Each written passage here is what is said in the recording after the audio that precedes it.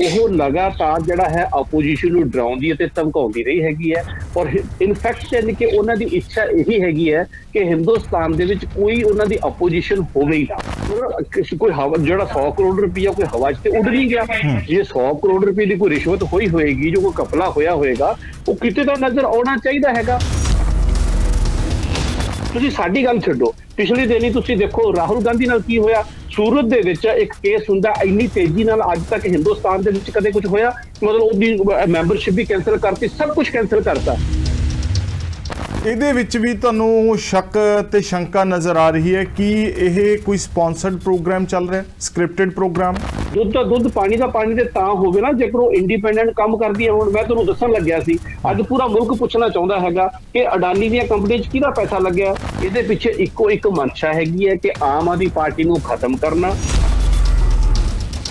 ਜਿਹੜੀ ਵੀ ਨੀਤੀ ਤੈਅ ਹੁੰਦੀ ਹੈ ਉਹ ਮਹਿਕਮੇ ਦੇ ਜਿਹੜੇ ਬਹੁਤ ਮਾਹਰ ਅਫਸਰ ਹੁੰਦੇ ਨੇ, ਆਬਕਾਰੀ ਦੇ, ਸੇਲ ਟੈਕਸ ਦੇ, ਉਹ ਬਹਿ ਕੇ ਤਿਆਰ ਕਰਦੇ ਨੇ। ਉਹਦੇ ਵਿੱਚ IAS ਅਫਸਰ ਵੀ ਹੁੰਦੇ ਨੇ। ਉਸ ਨੀਤੀ ਦੇ ਵਿੱਚ ਮਹਿਕਮੇ ਦੇ 20-20, 25-25, 30-30 ਸਾਲ, 35-35 ਸਾਲ ਪੁਰਾਣੇ ਤਜਰਬੇ ਦੇ ਮਾਲਕ ਵੀ ਹੁੰਦੇ ਨੇ। ਪਿੱਛੇ ਜੇ ਪੰਜਾਬ ਦੇ ਮੰਤਰੀ ਨੇ ਆਪਣਾ ਬਿਆਨ ਦਿੱਤਾ ਵੀ ਅਸੀਂ 40% ਤੋਂ ਵੱਧ ਰੈਵਨਿਊ ਵਧਾ ਲਿਆ। ਕੋਈ ਵੀ ਅੱਜ ਦੇ ਯੁੱਗ ਦੇ ਵਿੱਚ ਤੁਸੀਂ ਵੇਖੋ, ਸਾਡਾ ਜਿਹੜਾ ਆਰਥਿਕ ਵਿਕਾਸ ਦੀ ਦਰ ਕੀ ਹੈ? 5%, 5.5%, ਪੌਣੇ 5%, 6%, ਤੇ ਨਫਾ ਅੱਜ 40%। ਉਹ ਕਿਤੇ ਮੇਲ ਨਹੀਂ ਖਾਂਦਾ। ਧਾਲੀਵਾਲ ਜੀ, ਕਿ ਭਾਰਤੀ ਜਨਤਾ ਪਾਰਟੀ ਨੂੰ ਆਮ ਆਦਮੀ ਪਾਰਟੀ ਤੋਂ ਨਾ ਤੇ ਪਹਿਲੇ ਕੋਈ ਡਰ ਹੈਗਾ ਸੀ, ਨਾ ਅੱਜ ਦੀ ਦੇ ਵਿੱਚ ਕੋਈ ਡਰ। ਗੋਆ ਦੇ ਸੰਬੰਧ ਦੇ ਵਿੱਚ ਵੀਡੀਓ ਤੁਸੀਂ ਵੀ ਸੁਣੀ ਹੋਣੀ ਹੈ। ਲਗਾਤਾਰ ਉਹ ਕਹਿ ਰਹੇ ਨੇ ਕਿ ਪ੍ਰਧਾਨ ਮੰਤਰੀ ਸਾਹਿਬ ਉਸ ਦੀ ਜਾਂਚ ਕਰਾਉਣਗੇ, ਉਸ ਦੇ ਉੱਤੇ ਕੋਈ ਕਮੈਂਟ ਕਰਨਗੇ। ਉਹ ਬਲਕਿ ਖੁਦ ਕਹਿ ਰਿਹਾ ਕਿ ਪ੍ਰਧਾਨ ਮੰਤਰੀ ਸਾਹਿਬ ਨੇ ਮੈਨੂੰ ਜਿਹੜਾ ਹੈਗਾ ਉਹ ਚੁੱਪ ਕਰਾਇਆ ਹੈਗਾ। ਜਦੋਂ ਅਸੀਂ ਪਿਛਲੇ 15-20 ਸਾਲ ਦਾ ਡਾਟਾ ਦੇਖਦੇ ਹਾਂ, 5200 ਕਰੋੜ, 5000 ਕਰੋੜ, 5200 ਕਰੋੜ, 5000 ਕਰੋੜ, ਤੇ ਉਹ ਜੇ ਅੱਜ 8800 ਕਰੋੜ ਦੇ ਆਸ-ਪਾਸ ਆਇਆ ਹੈ ਤਾਂ ਇਹ ਕੋਈ ਜਾਦੂ ਦੀ ਛੜੀ ਤਾਂ ਹੈ ਨਹੀਂ ਹੈ। ਤੁਸੀਂ ਇੱਕ ਗੱਲ ਨੋਟ ਕਰੋ ਨਾ ਕਿ ਪਹਿਲੇ ਇੱਕ ਸ਼ਰਾਬ ਦੀ ਬੋਟਲ ਤੇ ਜਿਹੜਾ ਗਵਰਨਮੈਂਟ ਨੂੰ ਰੈਵਨਿਊ ਆਉਂਦਾ ਪਿਆ ਸੀ, ਉਹ ਆਉਂਦਾ ਹੈ 329 ਰੁਪਏ ਦੇ ਕੋਲ, ਜਿਹੜਾ ਕਿ ਨਵੀਂ ਐਕਸਾਈਜ਼ ਪਾਲਿਸੀ ਆਉਣ ਤੋਂ ਬਾਅਦ ਰਹਿ ਗਿਆ 3 ਰੁਪਏ 78 ਪੈਸੇ। ਇਹਨਾਂ ਦੀਆਂ ਜਿਹੜੀਆਂ ਗੱਲਾਂ ਨੇ ਉਹ ਤਾਂ ਕੋਈ ਸਬੂਤ ਹੈ ਨਹੀਂ ਇਸ ਚੀਜ਼ ਦਾ। ਬੀਜੇਪੀ ਵਾਲੇ ਤਾਂ ਕੁਝ ਵੀ ਕਹਿੰਦੇ, ਪਹਿਲੇ 10 ਲੱਖ ਕਰੋੜ ਤੱਕ ਘਪਲਾ ਕਹਿੰਦੇ ਸੀ, ਕੋਈ ਇਹਨਾਂ ਦਾ ਲੀਡਰ 5000 ਕਰੋੜ ਤੱਕ ਘਪਲਾ ਕਹਿੰਦੇ ਸੀ, 100 ਕਰੋੜ ਤੇ ਆ ਗਏ। ਸਾਡੇ ਗੱਲਾਂ ਨੂੰ ਛੱਡੋ, ਸਤਪਾਲ ਮਲਿਕ ਤੁਹਾਡਾ ਆਪਣਾ ਲੀਡਰ ਹੈ, ਉਹਦੀ ਵੀਡੀਓ ਹੈ ਕਿ ਉਸਦੇ ਉੱਤੇ ਤੁਸੀਂ ਜਵਾਬ ਦੇ ਦਿਓ। ਤੁਸੀਂ ਉਸ ਚੀਜ਼ ਦਾ ਜਵਾਬ ਨਹੀਂ ਦਿੰਦੇ। ਹੁਣ ਜੇ ਤੁਸੀਂ ਕਹੋ ਵੀ 40% ਇਨਕਰੀਜ਼ ਨਾਲ 40% ਪੰਜਾਬ ਦੇ ਲੋਕ ਸ਼ਰਾਬ ਵੱਧ ਪੀਣ ਲੱਗ ਜਾਣਗੇ, 40% ਸ਼ਰਾਬ ਮਹਿੰਗੀ ਪੀਣ ਲੱਗ ਜਾਣਗੇ, ਇਹ ਪ੍ਰੈਕਟੀਕਲੀ ਕਦੇ ਵੀ ਸੰਭਵ ਨਹੀਂ ਹੋਇਆ ਤੇ ਨਾ ਅਗਲੇ ਸਾਲ ਹੋਣਾ ਹੈ। ਸਤਿ ਸ਼੍ਰੀ ਅਕਾਲ, ਤੁਸੀਂ ਵੇਖ ਰਹੇ ਹੋ ਰੋਜ਼ਾਨਾ ਸਪੋਕਸਮੈਨ। ਮੈਂ ਨਵਜੋਤ ਸਿੰਘ ਢਾਲੀਵਾਲ ਦੀ ਸਪੋਕਸਮੈਨ ਡਿਬੇਟ 'ਚ ਸਾਰਿਆਂ ਦਾ ਸਵਾਗਤ ਹੈ। ਅੱਜ ਗੱਲ ਉਸ ਵਿਸ਼ੇ ਤੇ ਕਰਾਂਗੇ ਜਿਸ ਨੂੰ ਲੈ ਕੇ ਕਾਫੀ ਰਾਜਨੀਤੀ ਹੋ ਰਹੀ ਹੈ। ਇਸ ਰਣਨੀਤੀ ਤੇ ਰਾਜਨੀਤੀ ਕਿਵੇਂ ਹੋ ਰਹੀ ਹੈ ਤੇ ਕਿਉਂ ਹੋ ਰਹੀ ਹੈ? ਜੇ ਨਹੀਂ ਹੋ ਰਹੀ ਤੇ ਹਕੀਕਤ ਨੂੰ ਕੌਣ ਤਹਿਸ ਨਹਿਸ ਕਰਨਾ ਚਾਹੁੰਦਾ, ਜੋ ਉਸ ਵਿਸ਼ੇ ਦੇ ਉੱਤੇ ਗੱਲਬਾਤ ਕਰਾਂਗੇ। ਕਿਉਂਕਿ ਦਿੱਲੀ ਦੀ ਐਕਸਾਈਜ਼ ਪਾਲਿਸੀ ਸਵਾਲਾਂ ਦੇ ਘੇਰੇ 'ਚ ਆਉਣ ਤੋਂ ਬਾਅਦ ਪੰਜਾਬ ਦੀ ਐਕਸਾਈਜ਼ ਪਾਲਿਸੀ ਦੇ ਉੱਤੇ ਵੀ ਸ਼ੱਕ ਜ਼ਾਹਰ ਕੀਤਾ ਜਾ ਰਿਹਾ ਹੈ। ਇਸੇ ਕੇਸ ਨੂੰ ਲੈ ਕੇ ਮਨੀਸ਼ ਸਿਸੋਦੀਆ ਦੀ ਗ੍ਰਿਫਤਾਰੀ ਹੋ ਚੁੱਕੀ ਹੈ। ਅਰਵਿੰਦ ਕੇਜਰੀਵਾਲ ਤੋਂ ਪੁੱਛਗਿੱਛ ਹੋ ਚੁੱਕੀ ਹੈ 9 ਘੰਟੇ। ਉਸ ਤੋਂ ਬਾਅਦ ਫਿਰ ਪੁੱਛਗਿੱਛ ਲਈ ਸੱਦਿਆ ਗਿਆ। ਆਖਿਰ ਇਹ ਸਭ ਹੈ ਕਿ ਆਮ ਆਦਮੀ ਪਾਰਟੀ ਨੂੰ ਇਸ ਦੇ ਵਿੱਚ ਸਭ ਫਰਜ਼ੀਪੁਣਾ, ਡਰਾਮੇਬਾਜ਼ੀ ਤੇ ਰਾਜਨੀਤੀ ਕਿਉਂ ਨਜ਼ਰ ਆ ਰਹੀ ਹੈ? ਵੈਂਡੇਟਾ ਪੋਲਿਟਿਕਸ ਕਿਉਂ ਨਜ਼ਰ ਆ ਰਹੀ ਹੈ? ਔਰ ਜੇ ਇਹ ਗੱਲ ਵਾਕਿਆ ਹੀ ਸਹੀ ਹੈ ਤਾਂ ਬੀਜੇਪੀ ਨੂੰ ਇਸ ਦਾ ਜਾਂ ਇੰਡੀਅਨ ਗਵਰਨਮੈਂਟ ਨੂੰ ਇਸ ਦਾ ਕੀ ਲਾਭ ਹੈ? ਇਸ ਵਿਸ਼ੇ ਦੇ ਉੱਤੇ ਅੱਜ ਜਿਹੜੀ ਹੈ ਉਹ ਚਰਚਾ ਮੁਨੱਕਦ ਕੀਤੀ ਹੈ। ਪਰ ਉਸ ਤੋਂ ਪਹਿਲਾਂ ਜਦੋਂ ਲੰਮੀ ਪੁੱਛਗਿੱਛ ਹੋਈ, ਉਸ ਤੋਂ ਬਾਅਦ ਆਮ ਆਦਮੀ ਪਾਰਟੀ ਦੇ ਸੁਪਰੀਮੋ ਅਰਵਿੰਦ ਕੇਜਰੀਵਾਲ ਨੇ ਕੀ किया, एक बार वो सुनवाने। ऐसा मुझे कोई इंडिकेट नहीं किया कि वो आगे बुलाएंगे, और मेरा अपना मानना है कि पूरा का पूरा केस जो है वो सब कुछ फर्जी है, सब कुछ फर्जी है। इतना सा भी सबूत या इतना सा भी एविडेंस उनके पास नहीं है ये कहने के लिए कि आम आदमी पार्टी ने कुछ गलत किया, हमारी सरकार ने। और इस विषय ते आम आदमी पार्टी दी केवल दिल्ली इकाई नहीं, पंजाब ही नहीं, पूरे मुल्क दे विचों इकट्ठे होए, रोस प्रदर्शन शांतमई तरीके नाल जाहिर किया और इस नूं किते ना किते लीड करते हुए मुख्यमंत्री पंजाब भगवंत मान होरी नजर आए। की कह रहे हैं सुनते हैं। अरविंद केजरीवाल को अंदर करने की जो है रिवाज शुरू कर देते हैं। इसी सिलसिले में आज उनको बुला लिया। मतलब जब पूछते हैं कि जी उनके साथ क्या रिश्ते हैं जो आपके साथ जहाजों में जाते हैं, उनके साथ क्या रिश्ते हैं जो आपसे पहले जहाज में पहुंच जाते हैं, वहां पे फिर आप पहुंच जाते हो, उसके बाद कॉन्ट्रैक्ट साइन हो जाते हैं, उसकी कोई खबर नहीं, कुछ नहीं। उनके बारे में कोई पार्लियामेंट में जवाब नहीं कि कौन है भाई, बता दो दे, दुनिया भर की कंपनियां बता रही हैं।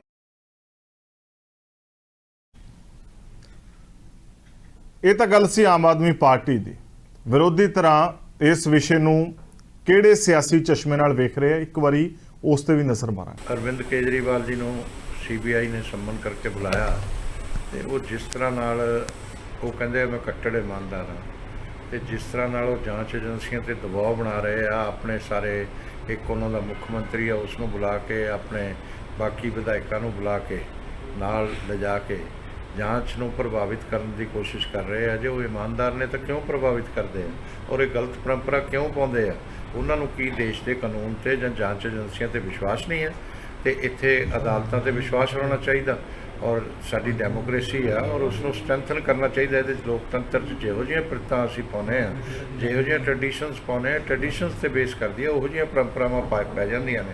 ਜੇ ਡੈਮੋਕ੍ਰੇਸੀ ਨੂੰ ਵੀ ਇਹ ਕਮਜ਼ੋਰ ਕਰਨ ਵਾਲੀ ਗੱਲ ਕਰ ਰਹੇ ਆ ਕੇਜਰੀਵਾਲ, ਔਰ ਜਿਸ ਤਰ੍ਹਾਂ ਦੀਆਂ ਉਹ ਗੱਲਾਂ, ਉਹ ਤਾਂ ਕਹਿੰਦੇ ਸੀ ਅਸੀਂ ਬਦਲਣ ਵਾਸਤੇ ਆਏ, ਬਦਲਾਅ ਕਰਾਂਗੇ, ਉਹ ਵਿਗਾੜਨ ਲਈ ਆ ਗਏ ਨੇ।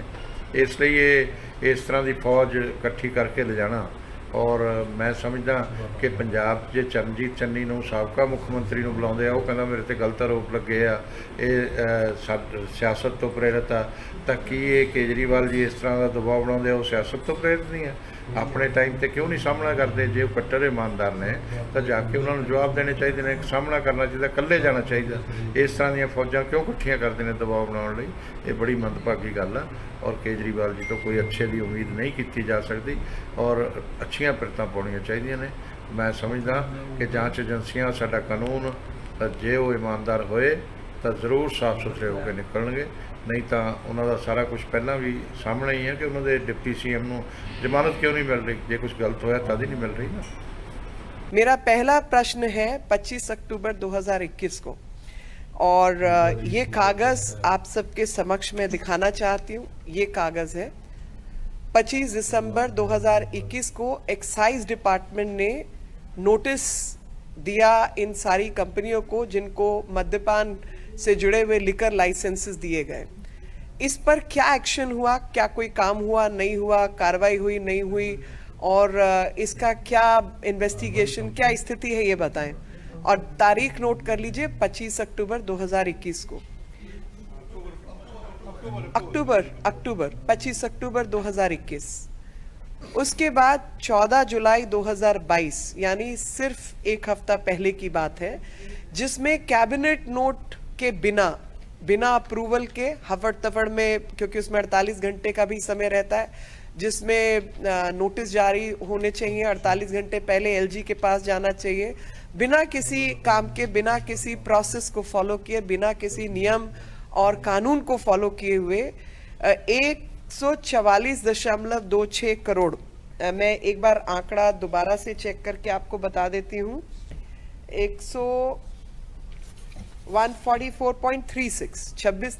36 करोड़ 144.36 करोड़ का जो वेवर है, क्या वो मनीष सिसोदिया जी के नेतृत्व में उन कंपनियों को दिया गया बिना नियम, बिना कानून का पालन किए? फिर क्योंकि लिकर कार्टेल दिल्ली में चल रहा है, एक पूरा का पूरा एक गैंग है जो ये माफिया चला रहा है, और इसके दौरान 144.36 करोड़ का उनको जो है एग्जेम्पशन दी गई है लाइसेंस फी पर, जिसमें कि कोई अप्रूवल, कोई कैबिनेट नोट, कोई ऑथराइज्ड एजेंसी, किसी को उसमें जोड़ा नहीं गया, उससे किसी से बात भी नहीं की गई। और जब दिल्ली के अंदर डेल्टा वेव चल रही थी उस दौरान ये हरकत हुई कि डेल्टा वेव के दौरान भारतवासी काम के अभाव में होटल, अस्पताल, बाकी चीजें बंद पड़ी थी। अस्पतालों का क्या हाल था आप सब जानते हैं।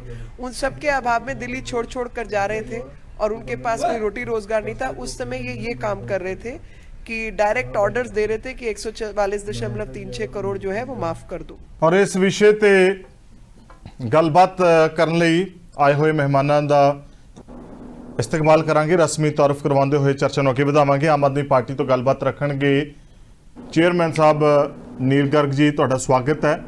और बीजेपी तो अपनी गलबात रखणगे संजय कपूर साहब। और आबकारी नीति बारे साबका आबकारी अफसर बापू बलकौर सिंह इस दे उत्ते चानना पाउणगे। तुहाडा भी इस चर्चा दे विच स्वागत है। बापू बलकौर सिंह अपने पहरावे नूं करके काफ़ी जिहड़े है जाने जाते हैं, काफ़ी लोग उन्हां नूं पछाणदे है। और इस तो पहला कि मैं किसी को भी जावां, मैं आम आदमी पार्टी के बुलारे नील गर्ग साहब तो जरूर जानना चाहना, ये अंदर रणनीति के उत्ते तुहानूं राजनीति किवें नज़र आ रही है? देखो धालीवाल साहब, गल ये हैगी है कि राजनीति इस करके नजर आउंदी है कि अज जिहड़ा हैगा बीजेपी अपने सामने किसी भी अपोजिशन नूं खड़ा नहीं होण देना चाहती। वो लगातार जिहड़ा है अपोजिशन नूं डराउंदी ते धमकाउंदी रही हैगी है। और इनफैक्ट यानी कि उन्हां दी इच्छा यही हैगी है कि हिंदुस्तान दे विच कोई उन्हां दी अपोजिशन होवे ही ना। हुण जिस मुद्दे की वो गल कर रहे हैं, एक्साइज पॉलिसी की गल कर रहे हैं, 100 करोड़ रुपये के घपले की गल कर रहे हैं। पिछले 1-1.5 साल तो लगातार जिहड़े है हज़ारां जिहड़े ऑफिसर सी CBI दे जां ED दे, उन्होंने लगातार सर्च की, रेड्स कीतियां। और मनीष सिसोदिया का की घर, की उहदे दोस्त, की उहदे रिश्तेदार, की उहदा ऑफिस, हर जगह जिहड़ी उन्होंने खंगाली, लेकिन कितों कुछ मिलिया ही नहीं है। मतलब कोई हवा जो 100 करोड़ रुपया कोई हवा च उड़ नहीं गया। जे 100 करोड़ रुपए की कोई रिश्वत हुई होएगी, जो कोई घपला होया होएगा, वो किते तो नजर आना चाहिए हैगा। इनफैक्ट जेड़ा है फिर किसी दोष तहत तो जेल दे विच भेजा गया होएगा, कानून दा राज है, इस तरह तो किसी नूं सीधा जेल च भी नहीं पाया जा सकता। नहीं, तुहाडी बिल्कुल गल मैं इस नाल सहमत हाँ भी उन्होंने दोष ला के तो भेजे, पर वो दोष झूठे ने।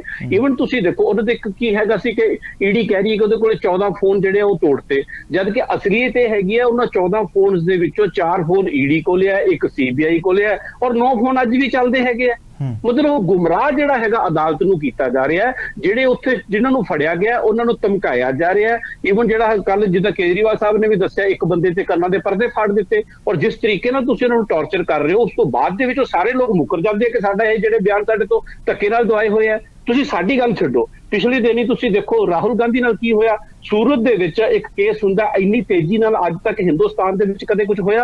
मतलब उहदी मैंबरशिप भी कैंसल करती, सब कुछ कैंसल करता। इहदा की मतलब हैगा? जबकि असलीयत हैगी है, जे घपलिਆਂ ਦੀ ਗੱਲ हैगी है, तो पूरी पार्लियामेंट च पूरी यानी कि हिंदुस्तान दे जिहड़े चुने हुए नुमाइंदे आ वक्त गर्ग साहब तुहाडी गल्लां तां ठीक ने, बट ED है, CBI है, IB, ये सारियां ऑटोनमस बॉडीज ने, पर ਇਹਦੇ ਵਿੱਚ ਵੀ ਤੁਹਾਨੂੰ ਸ਼ੱਕ ਤੇ ਸ਼ੰਕਾ ਨਜ਼ਰ ਆ ਰਹੀ ਹੈ ਕਿ ਇਹ ਕੋਈ ਸਪਾਂਸਰਡ ਪ੍ਰੋਗਰਾਮ ਚੱਲ ਰਿਹਾ, ਸਕ੍ਰਿਪਟਡ ਪ੍ਰੋਗਰਾਮ?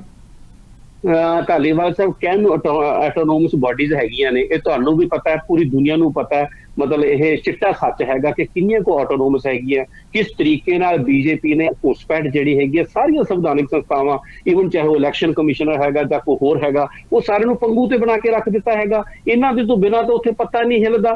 दुध का दुध, पानी का पानी ते तां होवे ना जेकर वो इंडिपेंडेंट काम करदी है। हुण मैं तुहानूं दस्सण लग्या सी, अज पूरा मुल्क पुछना चाहुंदा हैगा कि अडानी दीयां कंपनी च किहदा पैसा लग्या? LIC डुबण दे किनारे आ गई है, SBI खत्म होण दे किनारे आ गई है। कि उस दे उत्ते प्रधानमंत्री साहब दा फर्ज नहीं बनता जां बीजेपी का फर्ज नहीं बनता उस दे उत्ते कोई बयान भी देवे? उहदे ते कोई बोलण नूं तैयार नहीं है। ਅਸੀਂ ਕਹਿੰਦੇ ਸਾਡੀ 100 ਜਾਂਚ ਕਰੋ, ਸਾਨੂੰ ਕੋਈ ਡਰ ਨਹੀਂ ਹੈ।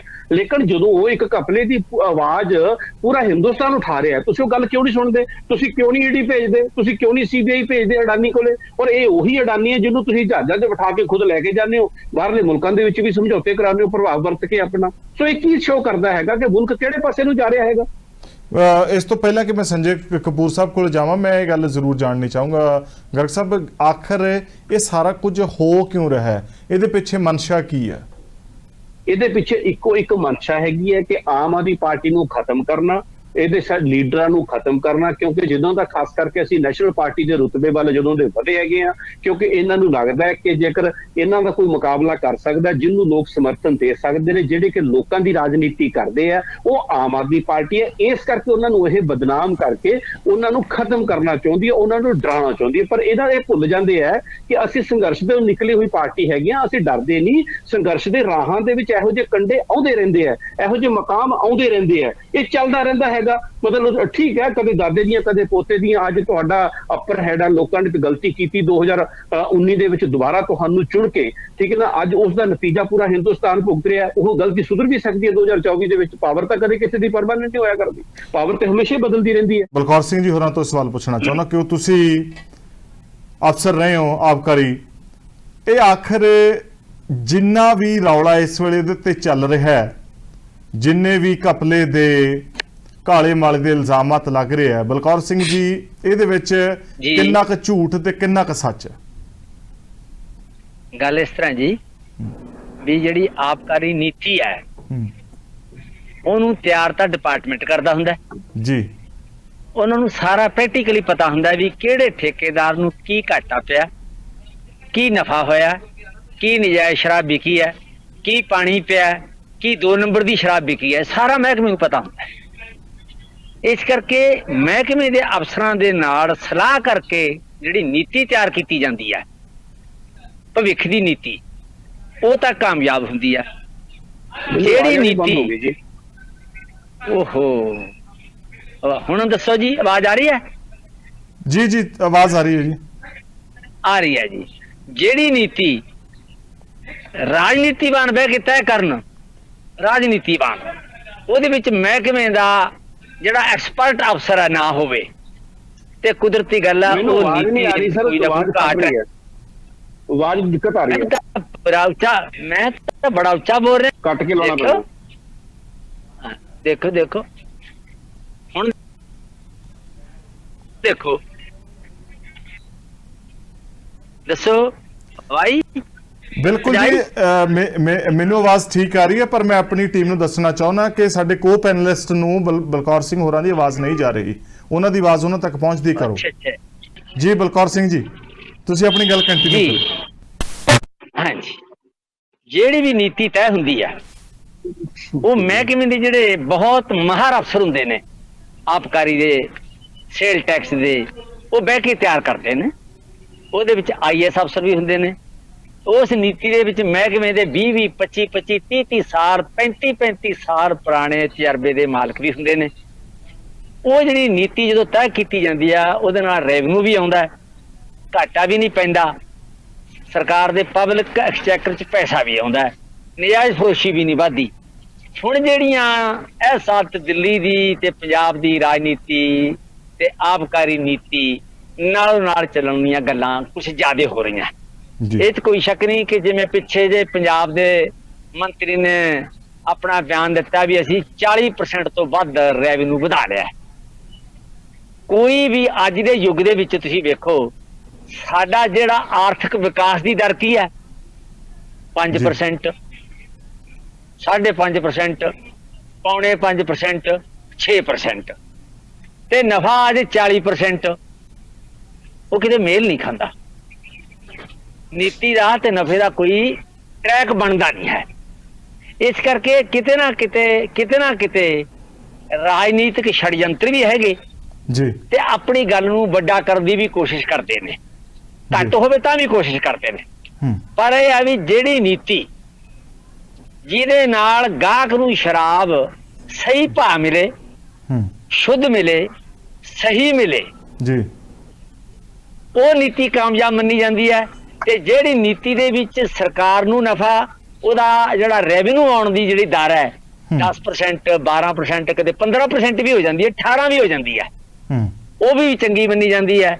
ਤੇ ਜੇ ਠੇਕੇਦਾਰ ਨੂੰ ਨਫਾ ਨਾ ਮਿਲੇ, ਉਹ ਸ਼ਰਾਬ ਵੀ ਵੇਚ ਲਵੇ, ਕਦੇ ਉਹ 2 ਨੰਬਰ ਦੀ ਬਣਾਵੇ, ਕਦੇ ਪਾਣੀ ਪਾਵੇ, ਕਦੇ ਦੂਜੇ ਦਾ ਬ੍ਰਾਂਡ, ਮਹਿੰਗੇ ਬ੍ਰਾਂਡ ਦੇ ਵਿੱਚ ਸਸਤਾ ਪਾ ਦੇ, ਸਸਤੇ ਬ੍ਰਾਂਡ 'ਚ ਮਹਿੰਗਾ ਪਾ ਦੇ, ਜਦੋਂ ਇਹੋ ਜਿਹੀ ਵੇਚਦਾ ਹੈ ਤੇ ਉਹਦੇ ਨਾਲ ਜਿਹੜਾ ਉਪਭੋਗੀ ਕੰਜ਼ਿਊਮਰ ਹੈ ਨਾ, ਪੀਣ ਵਾਲਾ ਵਿਚਾਰਾ, ਉਹ ਮਾਰਿਆ ਜਾਂਦਾ ਹੈ। ਜੀ। ਇਸ ਚੀਜ਼ ਦਾ ਖਿਆਲ ਤਾਂ ਕਿਸੇ ਨੂੰ ਨਹੀਂ, ਪਰ ਇੱਕ ਗੱਲ ਜ਼ਰੂਰ ਹੈ, ਸਾਰੇ ਕਹਿੰਦੇ ਵੀ ਅਸੀਂ ਰੈਵਨਿਊ ਵਧਾਤਾ। ਵਧੇ ਦਾ ਤਾਂ ਉਦੋਂ ਪਤਾ ਲੱਗੂ ਨੂੰ ਜੋ ਸਾਰੀ ਨੀਤੀ ਸਾਲ ਮਗਰੋਂ ਸਾਹਮਣੇ ਆਈ। ਇਹ ਹੈ ਜੀ ਜੀ, ਉਦੋਂ ਪਤਾ ਲੱਗੂ। ਠੀਕ ਹੈ। ਮੈਂ ਅਗਲਾ ਸਵਾਲ ਤੁਹਾਡੇ ਤੋਂ ਲਵਾਂਗਾ, ਪਰ ਇਸ ਤੋਂ ਪਹਿਲਾਂ ਮੈਂ ਕਪੂਰ ਸਾਹਿਬ ਨੂੰ ਜੋੜਨਾ ਚਾਹੁੰਦਾ। ਕਪੂਰ ਸਾਹਿਬ ਦੀ ਕਾਲ ਡਿਸਕਨੈਕਟ ਹੋਈ ਸੀ। ਕਪੂਰ ਸਾਹਿਬ, ਗੱਲ ਇਹ ਹੈ ਕਿ ਜਿਹੜੀ ਇਹ ਬਦਲੇ ਦੀ ਸਿਆਸਤ ਹੋ ਰਹੀ ਹੈ, ਜਿਹੜੇ ਇਹ ਪੈਂਡੇਟਾ ਪੋਲਿਟਿਕਸ ਹੋ ਰਹੀ ਹੈ, ਆਖਿਰ ਕਾਰਨ ਕੀ ਹੈ? ਕੋਈ ਡਰ ਸਤਾ ਰਿਹਾ ਹੈ ਕਿ ਬੀਜੇਪੀ ਨੂੰ ਇਹ ਲੱਗ ਰਿਹਾ ਹੈ ਕਿ ਉਹਨਾਂ ਦੇ ਸਟੇਚਰ ਦੇ ਵਿੱਚ ਕੋਈ ਕਮੀ ਆਈ ਹੈ ਜਦੋਂ ਦਾ ਆਮ ਆਦਮੀ ਪਾਰਟੀ ਨੂੰ ਕੌਮੀ ਪਾਰਟੀ ਹੋਣ ਦਾ ਰੁਤਬਾ ਹਾਸਲ ਹੋਇਆ? ਤਾਲੀਵਾਲ ਜੀ, ਕਿ ਭਾਰਤੀ ਜਨਤਾ ਪਾਰਟੀ ਨੂੰ ਆਮ ਆਦਮੀ ਪਾਰਟੀ ਤੋਂ ਨਾ ਤੇ ਪਹਿਲੇ ਕੋਈ ਡਰ ਹੈਗਾ ਸੀ, ਨਾ ਅੱਜ ਦੀ ਦੇ ਵਿੱਚ ਕੋਈ ਡਰ ਹੈਗਾ। ਆਮ ਆਦਮੀ ਪਾਰਟੀ ਦਾ ਜਨਮ ਹੋਇਆ ਸੀ ਐਂਟੀ ਕਰਪਸ਼ਨ ਮੂਵਮੈਂਟ ਤੋਂ। ਬੜਾ ਦੁੱਖ ਹੁੰਦਾ ਹੈਗਾ ਵੈ ਕਿ ਸਾਰੇ ਆਮ ਆਦਮੀ ਪਾਰਟੀ ਦੇ ਲੀਡਰ ਕਰਪਟ ਦੇ ਵਿੱਚ ਸਿਰ ਤੱਕ ਡੁੱਬੇ ਪਏ ਹੈਗੇ। 2 ਦਿਨ ਪਹਿਲੇ ਕੇਜਰੀਵਾਲ ਜੀ ਨੇ ਇੱਕ ਸਟੇਟਮੈਂਟ ਸੀ ਕਿ ਜੇ ਮੈਂ ਬੇਈਮਾਨ ਹੈਗਾ ਵਾ ਤੇ ਫਿਰ ਹਿੰਦੁਸਤਾਨ 'ਚ ਕੋਈ ਇਮਾਨਦਾਰ ਨਹੀਂ ਹੈਗਾ। ਦੂਸਰਾ, ਜਿਹੜਾ ਹੋਸਲ ਲੈਵਲ ਤੇ ਚੀਜ਼ਾਂ ਜਿਹੜੀ ਮੈਂ ਇਹਨੂੰ ਰਿਕਮੈਂਡ ਨਹੀਂ ਕਰਦੀ ਨੇ, ਪਰ ਜੀਓ ਕਿਤੇ ਨਹੀਂ ਡਿਸਕਸ ਕੀਤੇ ਔਰ ਅਲਟੀ ਕਰਨਾ ਚਾਹੁੰਦੇ ਸੀ, ਜੀਐਮਓ ਦੇ ਵਿੱਚੋਂ ਨਾ ਉਹ ਪਾਸ ਕਰ ਦਿੱਤਾ। ਤੁਸੀਂ ਇੱਕ ਗੱਲ ਦੇਖੋ, ਕਿਤੇ 2% ਕਮਿਸ਼ਨ ਹੁੰਦੀ ਸੀ, ਜਾ ਕੇ ਉਥੇ ਪਾਲਿਸੀ ਦੇ ਅੰਡਰ ਉਹਨੂੰ ਵਧਾ ਕੇ 12% ਕਰ ਦਿੱਤਾ। ਇਹਨਾਂ ਨੂੰ ਪੁੱਛਿਆ ਜਾਵੇ ਇਹਨਾਂ ਕੋਲੋਂ ਕਿੰਨੇ ਡਿਮਾਂਡ ਕੀਤੀ ਸੀ ਕਿ 2% ਤੋਂ ਸਾਡੀ ਕਮਿਸ਼ਨ ਆਵੇ, ਔਰ ਜੇ ਕਮਿਸ਼ਨ ਵੱਧਦੀ ਵੀ ਕੋਈ ਅਦਰ ਵੱਧਦੀ ਹੈ, ਕੋਈ 1% ਵੱਧਦੀ ਹੈ, 2% ਤੋਂ ਸਿੱਧਾ ਇਹਨਾਂ ਨੇ ਕਮਿਸ਼ਨ ਨੂੰ 12% ਕਰ ਦਿੱਤਾ। ਇਹ ਬੜਾ ਕਲੀਅਰ ਕੱਟ ਇੰਡੀਕੇਸ਼ਨ ਹੈਗਾ ਸੀ ਕਿ ਇਹਨਾਂ ਨੇ ਕੁਝ ਹੈ। ਇਹਨਾਂ ਨੇ ਇੱਕ ਕਾਰੋਬਾਰੀਆਂ ਦੀ ਲਾਇਸੈਂਸ ਫੀ ਦਿੱਤੀ, ਜਿਹੜੇ ਪ੍ਰੋਵੀਜ਼ਨ ਕਰਦੇ ਦੇ ਜਿਹੜੀ ਮਾਫ ਕਰਨ ਦੀ ਜ਼ਰੂਰਤ ਹੈਗੀ ਹੈ, ਉਹਦੇ ਬਾਵਜੂਦ ਟੈਂਡਰ ਦੇ ਨਿਯਮਾਂ ਦਾ ਉਲੰਘਣ ਕਰਦੇ ਹੋਏ 144 ਕਰੋੜ ਰੁਪਏ। ਕਪੂਰ ਸਾਹਿਬ, ਮੈਂ ਤੁਹਾਨੂੰ ਰੋਕਣਾ ਚਾਹੂੰਗਾ। ਕਪੂਰ ਸਾਹਿਬ, ਤੁਹਾਡੀ ਆਵਾਜ਼ ਦੇ ਵਿੱਚ ਬਹੁਤ ਸਾਰੀ ਡਿਸਟਰਬੈਂਸ ਹੈ, ਅਸੀਂ ਤੁਹਾਨੂੰ ਨਹੀਂ ਸੁਣ ਪਾ ਰਹੇ, ਕੋ ਪੈਨਲਿਸਟ ਵੀ ਨਹੀਂ ਸੁਣ ਪਾ ਰਹੇ। ਪਲੀਜ਼ ਤੁਸੀਂ ਕਨੈਕਸ਼ਨ ਵੇਖ ਲਓ। ਮੇਰੀ ਟੀਮ ਲਗਾਤਾਰ ਤੁਹਾਡੇ ਨਾਲ ਕੋਆਪਰੇਟ ਵੀ ਕਰ ਰਹੀ ਆ ਔਰ ਕੋਆਰਡੀਨੇਟ ਵੀ ਕਰ ਰਹੀ ਹੈ, ਬਟ ਤੁਹਾਡੇ ਵਾਲੇ ਪਾਸਿਓਂ ਆਵਾਜ਼ ਸਾਡੇ ਤੱਕ ਬਿਲਕੁਲ ਨਹੀਂ ਪਹੁੰਚ ਰਹੀ।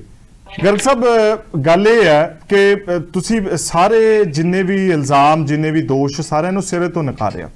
ਪਾਰਟੀ ਨੇ ਵੀ ਇਸ ਗੱਲ ਨੂੰ ਨਕਾਰਿਆ ਔਰ ਥਰੂ ਆਊਟ ਇੰਡੀਆ ਇਸ ਨੂੰ ਲੈ ਕੇ ਜਿਹੜਾ ਪੀਸਫੁਲ ਪ੍ਰੋਟੈਸਟ ਵੀ ਕੀਤਾ ਗਿਆ।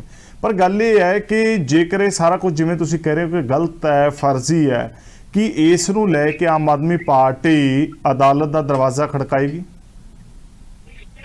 ਦੇਖੋ ਤਾਲੀਵਾਲ ਸਾਹਿਬ, ਬਿਲਕੁਲ ਅਸੀਂ ਨਾ ਕੇਵਲ ਅਦਾਲਤ ਦਾ ਦਰਵਾਜ਼ਾ ਖਟਕਾਵਾਂਗੇ, ਜਿਹੜੀਆਂ ਅਸੀਂ ਪ੍ਰੈਸ ਕਾਨਫਰੰਸਿਸ ਕੀਤੀਆਂ ਜਾਂ ਕੱਲ ਅਸੀਂ ਪ੍ਰਦਰਸ਼ਨ ਕੀਤਾ, ਉਹ ਵੀ ਬੜਾ ਮੀਨਿੰਗਫੁਲ ਹੈਗਾ, ਕਿਉਂਕਿ ਅਸੀਂ ਬੀਜੇਪੀ ਦਾ ਇਹ ਦੋਹਰਾ ਜਿਹੜਾ ਚਰਿੱਤਰ ਹੈਗਾ ਉਸ ਨੂੰ ਐਕਸਪੋਜ਼ ਕਰਨਾ ਚਾਹੁੰਦੇ ਹਾਂ। ਇਹ ਨਹੀਂ ਕਿ ਅਸੀਂ ਪ੍ਰੈਸ ਕਾਨਫਰੰਸਾਂ ਕਿਸੇ ਡਰ ਮਾਰੇ ਕਰ ਰਹੇ ਹਾਂ, ਜਾਂ ਮਤਲਬ ਸਪੋਜ਼ ਅਸੀਂ ਪ੍ਰਦਰਸ਼ਨ ਕਰ ਰਹੇ ਹਾਂ ਕਿਸੇ ਡਰ ਮਾਰੇ ਕਰ ਰਹੇ ਹਾਂ। ਅਸੀਂ ਇਹਨਾਂ ਨੂੰ ਐਕਸਪੋਜ਼ ਕਰਨਾ ਚਾਹੁੰਦੇ ਹਾਂ। ਗੋਆ ਦੇ ਸੰਬੰਧ ਦੇ ਵਿੱਚ ਵੀਡੀਓ ਤੁਸੀਂ ਵੀ ਸੁਣੀ ਹੋਣੀ ਹੈ, ਲਗਾਤਾਰ ਉਹ ਕਹਿ ਰਹੇ ਨੇ ਕਿ ਪ੍ਰਧਾਨ ਮੰਤਰੀ ਸਾਹਿਬ ਉਸ ਦੀ ਜਾਂਚ ਕਰਾਉਣਗੇ, ਉਸ ਦੇ ਉੱਤੇ ਕੋਈ ਕਮੈਂਟ ਕਰਨਗੇ। ਉਹ ਬਲਕਿ ਖੁਦ ਕਹਿ ਰਿਹਾ ਕਿ ਪ੍ਰਧਾਨ ਮੰਤਰੀ ਸਾਹਿਬ ਨੇ ਮੈਨੂੰ ਜਿਹੜਾ ਹੈਗਾ ਉਹ ਚੁੱਪ ਕਰਾਇਆ ਹੈਗਾ। ਔਰ ਦੂਸਰੀ ਗੱਲ ਜਿਹੜੀ ਮੈਂ ਇੱਕ ਚੀਜ਼ ਕਰਨਾ ਚਾਹੁੰਦਾ, ਪਿਛਲੇ ਦਿਨੀ ਬੰਗਲੌਰ ਦੇ ਵਿੱਚ ਇੱਕ ਐਮਐਲਏ ਦੇ ਘਰੋਂ ਕਰੋੜਾਂ ਰੁਪਇਆ ਫੜਿਆ ਜਾਂਦਾ ਹੈ।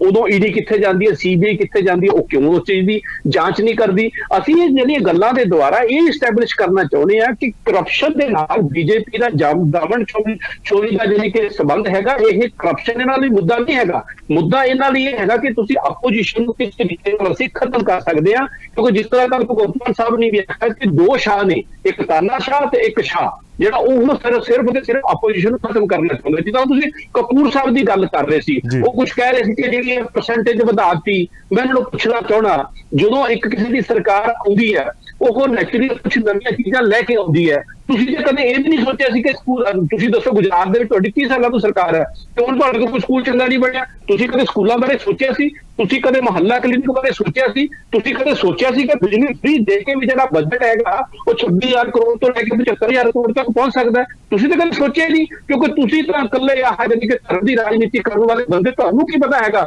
ਗਰੋਥ ਤੇ ਪ੍ਰੋਗਰੈਸ ਹੁੰਦੀ ਕੀ ਹੈਗੀ ਹੈ। ਦੂਸਰੀ ਗੱਲ, ਬਲਕੌਰ ਸਿੰਘ ਜੀ ਕਹਿ ਰਹੇ ਸੀ ਬੜੇ ਸਿਆਣੇ ਨੇ, ਇਸ ਫੀਲਡ ਦੇ ਮਾਹਰ ਹੈਗੇ ਹੈ, ਪਰ ਇਹ तो तुसी दसो हाथ कंगन को आरसी क्या, पढ़े लिखे को फारसी क्या? जे वित्त मंत्री साहब ने ये डाटा रखा है, विधान सभा च भी रखा, लोकां दे सामने भी रखा, 41% की जिहड़ी ग्रोथ आई है, यही पॉलिसी जिहड़ी रेप्लीकेट हुई है पंजाब दे विच, दिल्ली च असीं इस करके लागू नहीं कर सके क्योंकि दिल्ली दे विच जिहड़ा पूर्ण शासन नहीं हैगा। ज्यादातर चीज़ां जिहड़ियां उत्थों दे एलजी दे हत्थ च हैगीआं, उदों ही मुड़ जानी कि कुंडी मरोड़ दिंदे हैगे, नहीं लागू कर सके। वो जो असीं पंजाब च लागू कर सकदे हां, ਜਦੋਂ ਅਸੀਂ ਪਿਛਲੇ 15-20 ਸਾਲ ਦਾ ਡਾਟਾ ਦੇਖਦੇ ਹਾਂ 5200 ਕਰੋੜ 5000 ਕਰੋੜ 5200 ਕਰੋੜ 5000 ਕਰੋੜ ਤੇ ਉਹ ਜੇ ਅੱਜ 8800 ਕਰੋੜ ਦੇ ਆਸ-ਪਾਸ ਆਇਆ ਹੈ ਤਾਂ ਇਹ ਕੋਈ ਜਾਦੂ ਦੀ ਛੜੀ ਤਾਂ ਨਹੀਂ ਹੈ। ਇਹਦਾ ਮਤਲਬ ਕੀ ਹੋਇਆ ਕਿ ਇਹਦੇ ਨਾਲ ਮਾਫੀਆ ਜਿਹੜਾ ਉਹ ਕਿਤੇ ਨਾ ਕਿਤੇ ਖਤਮ ਹੋਇਆ। ਜਿਹੜੇ ਉਹ 5% ਗਰੋਥ 4% ਦੀ ਗੋਦ ਕਰ ਰਿਹਾ, ਮੈਂ ਬਲਕੌਰ ਸਿੰਘ ਨੂੰ ਕਹਾਂਗਾ ਤੁਸੀਂ ਮਾਹਰ ਹੋ ਇਸ ਫੀਲਡ ਦੇ, ਉਹ ਜਿਹੜੇ ਤੁਸੀਂ ਗਰੋਥ ਦੀ ਗੱਲ ਕਰਦੇ ਹੋ ਓਵਰਆਲ ਸਰਕਾਰ ਦਾ ਜੀਡੀਪੀ ਹੁੰਦਾ ਉਹ, ਨਾ ਕਿ ਇੱਕ ਪਰਟੀਕੂਲਰ ਡਿਪਾਰਟਮੈਂਟ ਦਾ ਹੁੰਦਾ। ਬਹੁਤ ਸਾਰੇ ਡਿਪਾਰਟਮੈਂਟ ਚ ਘਾਟਾ ਵੀ ਹੁੰਦਾ ਹੋਵੇਗਾ, ਉਸ ਡਿਪਾਰਟਮੈਂਟ ਚ ਵਾਧਾ ਵੀ ਹੁੰਦਾ ਹੈਗਾ, ਉਹ ਕੁੱਲ ਮਿਲਾ ਕੇ ਉਸਦਾ ਜੋੜਫਲ ਹੁੰਦਾ, ਨਾ ਕਿ ਤੁਸੀਂ ਉਸ ਨੂੰ ਡਿਨਾਈ ਕਰੋਗੇ 41% ਕਿੱਦਾਂ ਆ ਗਿਆ। ਇਹ ਲੋਕਾਂ ਦੇ ਸਾਹਮਣੇ ਹੈ, ਇਹ ਮਤਲਬ ਕੋਈ ਬਲੈਕ ਐਂਡ ਵਾਈਟ ਦੇ ਵਿੱਚ ਹੈ, ਕੋਈ ਜ਼ੁਬਾਨੀ ਕਲਾਬੀ ਨਹੀਂ ਹੈਗਾ। ਔਰ ਸਾਰੇ ਤੋਂ ਵੱਡੀ ਗੱਲ ਤਕਲੀਫ ਦਿੱਲੀ ਦੇ ਵਿੱਚ ਇਹ ਹੈਗੀ ਹੈ ਇਹਨਾਂ ਨੂੰ, ਬੀਜੇਪੀ ਨੂੰ ਜਿਹੜੀ ਦਾਰੂ ਦੀ ਗੱਲ ਕਰਦੇ ਨੇ, ਇਹਨਾਂ ਦਾ ਮਾਫੀਆ ਖਤਮ ਹੋਇਆ ਜਦੋਂ ਨਵੀਂ ਪਾਲਿਸੀ ਲੈ ਕੇ ਆਂਦੀ ਹੈ। ਉਸ ਤੋਂ ਪਹਿਲਾਂ ਆਥੋਰਾਈਜ਼ਡ ਜਿਹੜੇ ਡੀਲਰ ਹੈਗੇ ਸੀ ਉਹ ਸਿਰਫ 40% ਏਰੀਆ ਦੇ ਵਿੱਚ ਹੈਗੇ ਸੀ, 60% ਦੇ ਵਿੱਚ ਤਾਂ ਇਹਨਾਂ ਦਾ ਆਪਣਾ ਧੰਦਾ ਚੱਲਦਾ ਸੀ। ਉਹ ਧੰਦੇ ਨੂੰ ਰੋਕਣ ਵਾਸਤੇ ਇਹ ਨਵੀਂ ਪਾਲਿਸੀ ਇਹ ਇਹਨਾਂ ਦੀ ਤਕਲੀਫ ਹੈਗੀ ਹੈ ਕਿਉਂਕਿ ਇਹਨਾਂ ਦਾ ਤਾਂ ਸਾਰਾ ਯਾਨੀ ਕਿ ਸਿਸਟਮ ਹਿੱਲਦਾ ਹੈਗਾ। ਸੋ ਮੇਰੇ ਕਹਿਣ ਦਾ ਮਤਲਬ ਹੈਗਾ ਜੇਕਰ ਇਹ ਪਾਲਿਸੀ ਮਾੜੀ ਹੁੰਦੀ ਪੰਜਾਬ ਦੇ ਵਿੱਚ ਜਿਹੜਾ ਹੈਗਾ ਉਹ 41% ਦੀ बढ़ोतरी किदा होगी। जे 41% की बढ़ोतरी हुई है ਉਹਦੇ ਵਿੱਚ ਘਪਲਾ ਹੈਗਾ ਤੇ ਸਰਕਾਰ ਦੇ ਖਜ਼ਾਨੇ 'ਚ ਪੈਸਾ ਜ਼ਿਆਦਾ, ਅਨਪੜ੍ਹ ਬੰਦੇ ਨੂੰ ਇਹ ਚੀਜ਼ਾਂ ਸਮਝ ਆਉਂਦੀਆਂ। ਕਪੂਰ ਸਾਹਿਬ ਸਾਰੀ ਤਕਰੀਰ ਤੁਸੀਂ ਸੁਣੀ ਹੈ, ਤਕਨੀਕੀ ਖਰਾਬੀ ਕਰਕੇ ਤੁਸੀਂ ਸਾਡੇ ਨਾਲ ਪਹਿਲਾਂ ਜੁੜ ਨਹੀਂ ਸੀ ਪਾਏ। मैं अपना सवाल फिर तो दोहरा रहा हाँ, आखिर खतरा किस चीज का सता रहा है? देखो पहले तो मैनू ना आवाज कुछ क्लियर नहीं सी आ रही, आवाज च ना बहुत ज्यादा डिस्टर्बेंस हैगी है और अनफॉर्चुनेटली मैं किसी की भी आवाज सही ढंग दे नाल सुन नहीं पा रहा। पर जे मैं जो पहले किया हैगा वा वो गल मेरी क्लियर हैगी है तो फिर मैं उस तो अगे अपनी गल नूं चालू करना वा। देखो मनीष सिसोदिया जी ने एयरपोर्ट जोन दे विच ना L1 दा लाइसेंस दिता सी और 30 करोड़ रुपया बेसिकली सिक्योरिटी डिपॉजिट दिता गया और जदों एयरपोर्ट अथॉरिटी तो कोई बेसिकली परमिशन तो L1 लाइसेंस वाला नहीं लै। सो इस तरीके दे कपले इन्हां ने सारी पॉलिसीज दे विच कीते है। 144 करोड़ रुपए दी इन्हां ने लाइसेंस फी नूं वेव किया जिहदा कि कोई इन्हां दे टेंडर डॉक्यूमेंट दे विच लिखिया नहीं होया कि वेव कीती जा सकदी है और कमीशन वधा के 2% तो 12% कीती। और मजे दी गल देखो कि जिहड़ी इन्हां ने बेसिकली पॉलिसी है ਉਹਦੀ अप्रूवल LG ਕੋਲੋਂ नहीं लीती हैगी। ਜਦੋਂ ਤੁਸੀਂ LG ਕੋਲੋਂ ਇੱਕ ਪ੍ਰੋਸੈਸ ਹੈਗਾ ਵਾ ਕਿ ਉਹਦੀ ਅਪਰੂਵਲ ਲੈਣੀ ਹੈ, ਤੁਸੀਂ ਅਪਰੂਵਲ ਨਹੀਂ ਲੈ ਰਹੇ ਔਰ ਆਪਣੇ ਐਂਡ ਤੇ ਉਸ ਪਾਲਿਸੀ ਨੂੰ ਇੰਪਲੀਮੈਂਟ ਕਰਨ ਜਾ ਰਹੇ ਹੈਗੇ ਹੋ ਔਰ ਐਕਸਪਰਟ ਕਮੇਟੀ ਦੀ ਐਡਵਾਈਸ ਨੂੰ ਵੀ ਨਹੀਂ ਸੁਣਦੇ ਪਏ ਤੇ ਤੁਹਾਡੇ ਮਨ ਦੇ ਵਿੱਚ ਐਸੀ ਕੀ ਸ਼ੰਕਾ ਹੈਗੀ ਹੈ, ਐਸੀ ਕੀ ਹੈ ਜਿਹਦੇ ਬੇਸ ਤੇ ਤੁਸੀਂ ਇੰਨੀ ਜਲਦਬਾਜ਼ੀ ਚ ਹੈਗੇ ਹੋ ਕਿ ਆਪਾਂ ਇਹ ਪਾਲਿਸੀ ਨੂੰ ਇੰਪਲੀਮੈਂਟ ਕਰ ਦਈਏ। ਉਹ ਜਲਦਬਾਜ਼ੀ ਇਹੀ ਹੋ ਗਈ ਸੀ ਕਿ ਇੱਕ ਸਾਊਥ ਲੌਬੀ ਦੇ ਨਾਲ ਇਹਨਾਂ ਨੇ ਆਪਣਾ ਕਨੈਕਸ਼ਨ ਜੋੜਿਆ ਵਿਜੇ ਨਾਇਰ ਦੇ ਥਰੂ ਔਰ ਜਿਹਦੇ ਥਰੂ ਇਹਨਾਂ ਨੂੰ ਇੱਕ ਕਿਕਬੈਕਸ ਆਣੀਆਂ ਗਈਆਂ ਸੀ, ਉਹਦਾ ਇਹਨਾਂ ਨੇ ਐਡਵਾਂਟੇਜ ਲਿੱਤਾ। ਤੁਸੀਂ ਇੱਕ ਗੱਲ ਨੋਟ ਕਰੋ ਨਾ ਕਿ ਪਹਿਲੇ ਇੱਕ ਸ਼ਰਾਬ ਦੀ ਬੋਟਲ ਤੇ ਜਿਹੜਾ ਗਵਰਨਮੈਂਟ ਨੂੰ ਰੈਵਨਿਊ ਆਉਂਦਾ ਪਿਆ ਸੀ ਉਹ ਆਉਂਦਾ ਸੀ 329 ਰੁਪਏ ਦੇ ਕੋਲ ਜਿਹੜਾ ਕਿ ਨਵੀਂ ਐਕਸਾਈਜ਼ ਪਾਲਿਸੀ ਆਉਣ ਤੋਂ ਬਾਅਦ ਰਹਿ ਗਿਆ 3 ਰੁਪਏ 78 ਪੈਸੇ ਔਰ ਜਿਹੜੇ ਉਹਦੇ ਰਿਟੇਲ ਦੇ ਕਾਰੋਬਾਰੀ ਸੀ ਜਿਨ੍ਹਾਂ ਦੀ ਕਮਿਸ਼ਨ ਪਹਿਲੇ ਹੈਗੀ ਸੀ 33 ਰੁਪਏ 35 ਪੈਸੇ ਕਿ ਜਿਹੜਾ ਇੱਕ 33 ਰੁਪਏ ਦੀ ਕਮਿਸ਼ਨ ਨੂੰ ਸੀ ਵਧਾ ਕੇ 363 ਰੁਪਏ ਕਰ ਦਿੱਤਾ। ਉਹ ਕਲੀਅਰ ਕੱਟ ਗੱਲਾਂ ਇੰਡੀਕੇਟ ਕਰਦੀਆਂ ਕਿ ਇਹ ਚੀਜ਼ਾਂ ਵਧਾਈਆਂ ਗਈਆਂ ਇਸ ਤਰੀਕੇ ਇਸ ਕਾਰਨ ਵਧਾਈਆਂ ਗਈਆਂ ਕਿ ਉਹਦੇ ਚੋਂ ਇਹਨਾਂ ਨੂੰ ਉਹਦਾ ਸ਼ੇਅਰ ਮਿਲ ਸਕੇ ਜਾ ਕੇ। ਇੱਕ 33 ਰੁਪਏ ਦੀ ਕਮਿਸ਼ਨ ਸ਼ਰਾਬ ਦੀ ਬੋਟਲ ਤੋਂ ਵਧਾ ਕੇ 363 ਰੁਪਏ ਕਰ ਦਿੱਤੀ। ਇਹ ਆਪਣੇ ਆਪ 'ਚ ਬੜਾ ਵੱਡਾ ਇੱਕ ਕੁਐਸਚਨ ਮਾਰਕ ਹੈ, ਬੜਾ ਵੱਡਾ ਸਵਾਲ ਹੈਗਾ ਜਿਹਦਾ ਜਵਾਬ ਆਮ ਆਦਮੀ ਨੂੰ ਦੇਣਾ ਚਾਹੀਦਾ ਹੈ। दूसरी गल इन्हां ने एक मैं जवाब ले लवां ਜਿਹੜੇ ਸਵਾਲ ਤੁਸੀਂ ਜਿਹੜੇ ਸਵਾਲ ਖੜੇ ਕੀਤੇ ਆ ਕਪੂਰ ਸਾਹਿਬ ਜਵਾਬ ਲੈ ਲਾਂ ਨਾਲ ਦੀ ਨਾਲ ਜੀ ਗਰਗ ਸਾਹਿਬ। ਹਾਂਜੀ ਹਾਂਜੀ ਲੋ ਧਾਲੀਵਾਲ ਸਾਹਿਬ ਮੈਂ ਬਾਰ-ਬਾਰ क्लियर कर एक पॉइंट सिर्फ कवांगा मैं जी सर बोलो। कह देना चाहना वा चंदन रेड्डी दी इन्हां ने गल कीती कि उन्हां दे कंन दे पर्दे फाड़ दिते गए। जे वाकई ये गल सच हैगी है तो इमीडिएटली मेडिकल करा के इन्हां नूं कोर्ट नूं रिपोर्ट करना चाहिए। क्यों नहीं मेडिकल करवाया उन्हां दा? जी मैं तो पहला जिक्र किया इस गल दा। ठीक है ठीक है कपूर साहब हुण जवाब ले लेने। ठीक है कपूर साहब हुण जवाब लेने। हाँ जी गर्ग साहब ਦੇਖੋ ਜਿਹੜੀ ਜਿਸ ਤਰ੍ਹਾਂ ਮੈਂ ਪਹਿਲਾਂ ਵੀ ਦੱਸਿਆ ਕਿ ਮੈਡੀਕਲ ਦੀ ਕਰਾਇਆ ਸਾਰੇ ਕਸਲੇ ਵਸੀਲੇ ਅਸੀਂ ਵੀ ਜਿਹੜੇ ਹੈਗੇ ਉਹ ਵਰਤਾਂਗੇ, ਲੀਗਲ ਪ੍ਰੋਸੈਸ ਵੀ ਵਰਤਾਂਗੇ ਔਰ ਲੋਕਾਂ ਨੂੰ ਵੀ ਤੁਹਾਨੂੰ ਐਕਸਪੋਜ਼ ਕਰਾਂਗੇ। ਔਰ ਤੁਸੀਂ ਮੈਨੂੰ ਦੱਸੋ, ਇੱਕ ਇਹ ਬਿਲਕੁਲ ਕਿਹਾ ਜਾ ਰਿਹਾ ਕਿ ਜਿਹੜੀ ਪੰਜਾਬ ਦੀ ਪਾਲਿਸੀ ਹੈ, ਠੀਕ ਹੈ, ਇਹਨਾਂ ਦੀਆਂ ਤਾਂ ਜਿਹੜੀਆਂ ਗੱਲਾਂ ਨੇ ਉਹ ਤਾਂ ਕੋਈ ਸਬੂਤ ਹੈ ਨਹੀਂ ਇਸ ਚੀਜ਼ ਦਾ। ਤਾਂ ਬੀਜੇਪੀ ਵਾਲੇ ਤਾਂ ਕੁਝ ਵੀ ਕਹਿੰਦੇ, ਪਹਿਲੇ 10 ਲੱਖ ਕਰੋੜ ਤੱਕ ਅਪਲਾ ਕਹਿੰਦੇ ਸੀ, ਕੋਈ ਇਹਨਾਂ ਦਾ ਲੀਡਰ 5000 ਕਰੋੜ ਤੱਕ ਅਪਲਾ ਕਹਿੰਦੇ ਸੀ, 100 ਕਰੋੜ ਤੇ ਆ ਗਏ ਆ। ਜਦੋਂ ਇਹ ਗੱਲ ਸੇਮ ਜਿਹੜੀ ਪਾਲਿਸੀ ਹੈ ਪੰਜਾਬ ਦੇ ਵਿੱਚ ਰੈਪਲੀਕੇਟ ਹੋਈ ਹੈ, ਇਹਨਾਂ ਦੀ ਆਪਣੀ ਸਰਕਾਰ ਅਕਾਲੀ ਦਲ ਦੇ ਨਾਲ 10 ਸਾਲ ਪੰਜਾਬ ਦੇ ਵਿੱਚ ਰਹੀ ਹੈ, ਠੀਕ ਹੈ ਨਾ, ਉਦੋਂ 5200 ਕਰੋੜ ਰੁਪਏ ਜਿਹੜਾ ਹੈਗਾ ਰੈਵਨਿਊ ਆਉਂਦਾ ਹੁੰਦਾ ਸੀ।